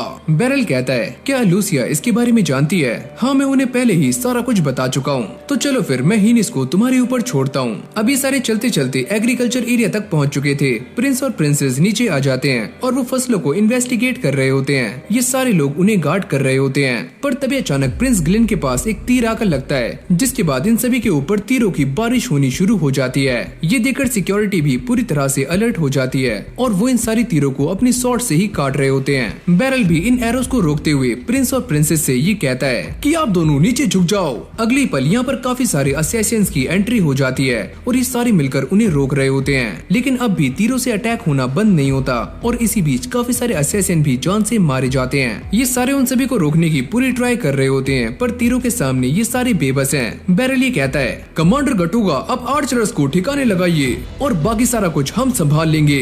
तो चलो फिर ये काम मैं संभालता हूँ। और वो आर्चर्स को मारने के लिए आगे निकल जाता है और ये सारे लोग बाकी के असैसिन्स को संभाल रहे होते हैं। अब जैसे ये फाइट थोड़ी शांत होती है तो बैरल ये नोटिस करता है कि इस फाइट में काफी सारे असैसिन्स मारे जा चुके हैं और साथ में उनके सोल्जर्स भी। लूसिया, क्या तुम प्रिंस और प्रिंसेस को कैरेज में बिठा सकती हो? हम सारे मिलकर ये काम कर सकते हैं। अब ये सारे उन दोनों को कैरेज में बिठाने के काम पर लग जाते हैं और बैरल इन सारे के सारे असैसिन से अकेला ही भिड़ रहा होता है। अब इन काफी सारे असैसिन्स को जान से मारने के बाद बैरल ये नोटिस करता है कि उसके सामने रोज खड़ी हुई है और वो ये कहती है कि सेंसे, आप तो काफी कमाल के हो। वो इसे देखकर थोड़ा हैरान हो जाता है और ये कहता है, यहाँ तक पहुँचने में मुझे काफी दिक्कतें हुई, लेकिन अब हम अपने असली मुद्दे पर आ सकते हैं। अब ये दोनों एक दूसरे से फाइट करने के लिए आमने सामने खड़े होते हैं। रोजी कहती है, सेंसे, आपको मेरे ऊपर शक कब से हुआ? जब तुमने उस असैसिन को जान से मार दिया था, जबकि तुम अपनी एबिलिटी का इस्तेमाल करके उसे पकड़ सकती थी। बैरल अब उससे पूछता है कि तुम मुझे ये बता सकती हो कि तुमने इनका साथ क्यों दिया? मुझे तो ऐसा लगा था कि तुम अपनी स्वॉर्ड का इस्तेमाल सही कामों के लिए करती हो और मेरी स्टूडेंट ऐसा कैसे कर सकती है? रोजी कहती है, सेंसे, मैं ये सारा कुछ इसीलिए कर रही हूँ ताकि मैं काफी सारी जानों को बचा पाऊँ और आपने भी यहाँ पर आते हुए बहुत से लोगों को मौत की घाट उतारा है, तो आप में और मुझ में ज्यादा फर्क नहीं है। तुम्हें जो भी कुछ पॉप के लिए कर रही हो वो बिल्कुल भी सही नहीं है। पॉप ने मुझसे कहा था अगर हम सारे एक साथ हो जाते हैं तो हमारे यहाँ पर कोई भी बच्चा भूख से नहीं मरेगा और न ही सर्दी से। जिसके बाद ये दोनों अपने फाइटिंग स्टांस को अपना लेते हैं और रोज बैरल के ऊपर एक के बाद एक अटैक कर रही होती है और बैरल भी उसके सारे अटैक्स को बड़ी आराम से डॉज कर रहा होता है। अब रोज अपनी शील्ड का इस्तेमाल करते हुए बैरल के ऊपर एक सरप्राइज अटैक करती है, लेकिन बैरल इसको भी बड़ी आराम से रोक लेता है। ये देखकर रोज थोड़ी हैरान हो जाती है और वो ये कहती है कि सेंसे, आप सच में काफी कमाल के हो। रोज की बातों से ऐसा लगता है कि वो ये सारा कुछ मजबूरी में कर रही है और वो ये कहती है कि मैं आपके ऊपर काफी अटैक्स कर रही हूँ, लेकिन मुझे फिर भी ऐसा नहीं लगता कि मैं आपको हरा पाऊंगी। तो क्या तुम मेरे मेरे सामने हार मानती हो? नहीं, मैं ऐसा नहीं कर सकती, मैं आपसे फाइट करूंगी। अभी दोबारा से फाइटिंग के मूड में आ जाते हैं। बैरल जैसे ही उसके ऊपर अटैक करता है तो वो अपनी शील्ड से इस अटैक को रोक लेती है, जिसके बाद वो बैरल के ऊपर काफी खतरनाक तरीके से अटैक्स कर रही होती है और बैरल को काफी इंजर्ड कर देती है। जैसे ही बैरल को ओपनिंग मिलती है तो वो भी इसके ऊपर एक जोरदार अटैक करता है और रोज को पूरी तरह से इंजर्ड कर देता है। अब रोज अपने घुटनों पर आ गई थी और वो ये कहती है कि मास्टर, आप सच में काफी कमाल के हो। जब तुम मेरे साथ मेरे डोजो में थी तब से लेकर आज तक तुम काफी स्ट्रॉन्ग हो चुकी हो। सेंसे प्लीज आप मुझे अपने हाथों से जान से मार दो। नहीं, मैं ऐसा नहीं कर सकता क्योंकि मैं ये चाहता हूँ कि तुम जिंदा रहकर अपनी गलतियों की सजा भुगतो। तभी यहाँ पर गटोगा भी आ जाता है और वो अपने मैजिक का इस्तेमाल करके रोज को हील करना शुरू कर देता है और वो ये कहता है कि जब मैं आर्चर से फाइट कर रहा था तो मैंने रोज को जाते हुए देखा और मैं उसकी हेल्प करने के लिए यहाँ पर आ गया। कुछ देर के बाद रोज पहले के मुकाबले बेटर फील कर रही होती है। बैरल ये कहता है, रोज की ऐसी हालत मैंने ही की है क्योंकि ये असैसिन के साथ मिली हुई है। मास्टर बैरल एकदम सही कह रहे हैं। अब ये बात सामने आती है कि पॉप ने रोज से जबरदस्ती ये काम करवाया है और उसने ऑर्फनेज के बच्चों को बंदी बनाया हुआ है। गटोगा ये सारी बातें सुनने के बाद काफी गुस्से में आ जाता है और वो ये कहता है, तो चलो फिर पहले जाकर बच्चों को बचाते हैं। बैरल ये कहता है, लेकिन हम रोज के बारे में सबको क्या बताएंगे? मैं सभी से ये कह दूंगा कि रोज असैसिन से लड़ती हुई घायल हो गई। बैरल कहता है, लेकिन तुम इतना रिस्क क्यों ले रहे हो? अगर ये बात लीक हो गई तो इसके साथ तुम भी दिक्कत में आ सकते हो। मैं ये मानता हूँ कि हम दोनों के बीच में कोई भी ब्लड रिलेशन नहीं है, लेकिन फिर भी ये मेरी बहन है। अब बैरल उसे ये पूछता है, तो चलो फिर मुझे ये क्लियर कर दो कि तुम किसकी साइड हो। मेरी हालत को देखकर तुम अंदाजा लगा सकते हो कि मैं न्यूट्रल रहना चाहता हूँ। रोज ये कहती है कि मुझे रॉयल्स और पॉप दोनों के ऊपर ही भरोसा नहीं है क्योंकि पॉप रेवियोस भी गलत कामों में पकड़े गए थे। गटोगा ये कहता है, सारे लोग इस बात के बारे में चर्चा कर रहे हैं कि ये सारी अफवाहें हैं जो कि रॉयल्स ने फैलाई हैं पॉप के बारे में और वो ऐसे नहीं है। लेकिन बैरल इन सारी बातों को क्लियर करते हुए ये कहता है कि ये सारी बातें सच हैं और पॉप रेवियोस को मैंने ही पकड़ा है और वो इंसान गिल्टी है और उसने अपना गुनाह भी कबूल किया है। यहाँ तक कि वो ये भी कहता है कि रेवियोस ने काफी सारी डेड बॉडीज को इकट्ठा किया हुआ था जिनसे कि वो मिरेकल करके उन बॉडीज को दोबारा से जिंदा कर सके।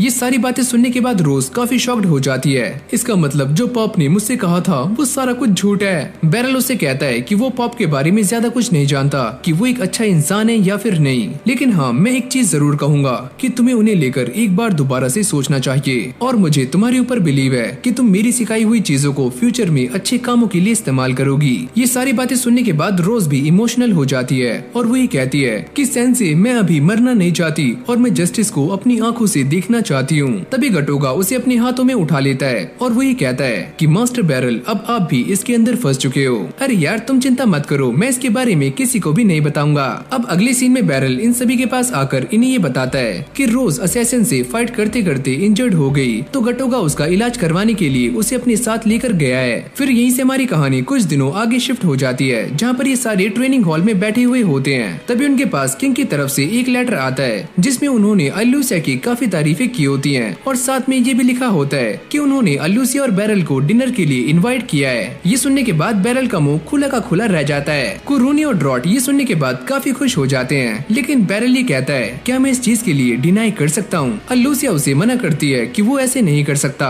और मैंने आज से पहले किसी को भी किंग की रिक्वेस्ट को डिनाई करते हुए नहीं देखा।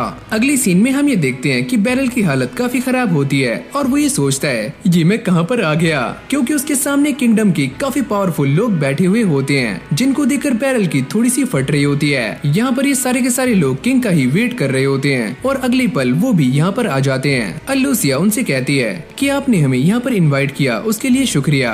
अरे शुक्रिया तो मुझे तुम दोनों का करना चाहिए क्योंकि तुमने मेरी बेटी की जान बचाई है। वो भी इन दोनों को यहाँ पर देखकर काफी खुश होती है, जिसके बाद ये सारे खाना पीना शुरू कर देते हैं और काफी मस्ती कर रहे होते हैं। वैसे बैरल मुझे तुम्हारे बारे में ये पता लगा है कि तुमने असैसिन को मारने में काफी इम्पोर्टेंट रोल निभाया है। अरे हाँ पापा, ये इंसान काफी स्ट्रॉन्ग है और जैसे जैसे एनिमीज आते जा रहे थे इन्होंने उन सभी को गाजर मूली की तरह काट दिया। मुझे भी ऐसा ही लगता है कि बैरल को स्पेशल इंस्ट्रक्टर बनाना मेरा सही फैसला था। अब ये सारे ऐसे ही बातें कर रहे होते हैं और किंग इन सभी को बताते हैं ये बात अभी तक पब्लिक नहीं हुई है, लेकिन मेरी बेटी की शादी प्रिंस ग्लिन के साथ होने वाली है, जिसके बाद ये यहाँ से स्पेनियार्ड वेनिया चली जाएगी और मैं ये सोच रहा हूँ कि मैं इसके साथ एक रॉयल गार्ड को भी वहाँ पर भेज दूँ। फिर किंग बैरल को देखते हुए ये पूछते हैं अगर तुम्हें मेरा आइडिया पसंद आया हो क्या तुम वहाँ पर जाना चाहोगे। ये सुनते ही बैरल के पसीने छूटने शुरू हो जाते जाते हैं। लूसिया किंग को समझाती है कि बैरल हमारे रॉयल नाइट्स के लिए काफी इम्पोर्टेंट है। अगर मास्टर बैरल यहाँ से चले जाएंगे तो हमारा किंगडम भी काफी कमजोर पड़ सकता है। अगर तुम ये बात कह रही हो तो ये बात सच्ची होगी। और बैरल, मैंने यहाँ तक भी सुना है कि सारे लोग तुम्हें मास्टर स्वॉर्ड्समैन कहते हैं। लूसिया ये सारा कुछ देखकर काफी इमोशनल हो जाती है कि किंग बैरल को एक्नॉलेज कर रहे हैं। अब अगले सीन में बैरल दोबारा से अपने घर आ जाता है और किंग से मिले हुए गिफ्ट को फ्रेया को दिखाता है और वो भी इसे देखकर काफी खुश हो जाती है। जिसके बाद हम ये देखते हैं कि बैरल ने इस गिफ्ट को अपने डैड के पास पहुंचवा दिया होता है और साथ में एक लेटर भी होता है। जैसे ही रेंड्रेड इसे पढ़ता है तो इसके अंदर ये लिखा हुआ था कि किंग ने बैरल को मास्टर स्वॉर्ड्समैन कहा है। जो सुनने के बाद उसके डैड कहते हैं, आखिरकार ये सारा कुछ मेरे बच्चे के ऊपर ही डिपेंड करता है और मुझे इस बात की आशा है कि वो आगे चलकर एक लेजेंडरी स्वॉर्ड मास्टर जरूर बनेगा। तो लो भाई, इसी के साथ हमारे इस एनिमे का सीजन 1 यहीं पर एंड हो जाता है। अगर आपको ये वाली वीडियो अच्छी लगी हो तो वीडियो को लाइक करके चैनल को सब्सक्राइब करना मत भूलना। और हम धीरे धीरे करके अपने चैनल पर सारी की सारी एनिमे कवर करते जा रहे हैं, तो गाइज अपना सपोर्ट दिखाओ। बाकी आपको ये एनिमे कैसी लगी मुझे कमेंट में जरूर से बताना। और हाँ यार, आप सब भी मुझे कमेंट सेक्शन में ये बता सकते हो कि मुझे अगली एनिमे कौन सी बनानी चाहिए, क्योंकि मैं ये ट्राई करता हूँ कि मैं आप सभी के कमेंट्स को रीड करूँ। तो चलो फिर आज इस वीडियो को यहीं पर एंड करते हैं और मैं मिलता हूँ आपसे एक और न्यू फ्रेश वीडियो के साथ। तब तक के लिए keep watching and keep supporting anisole.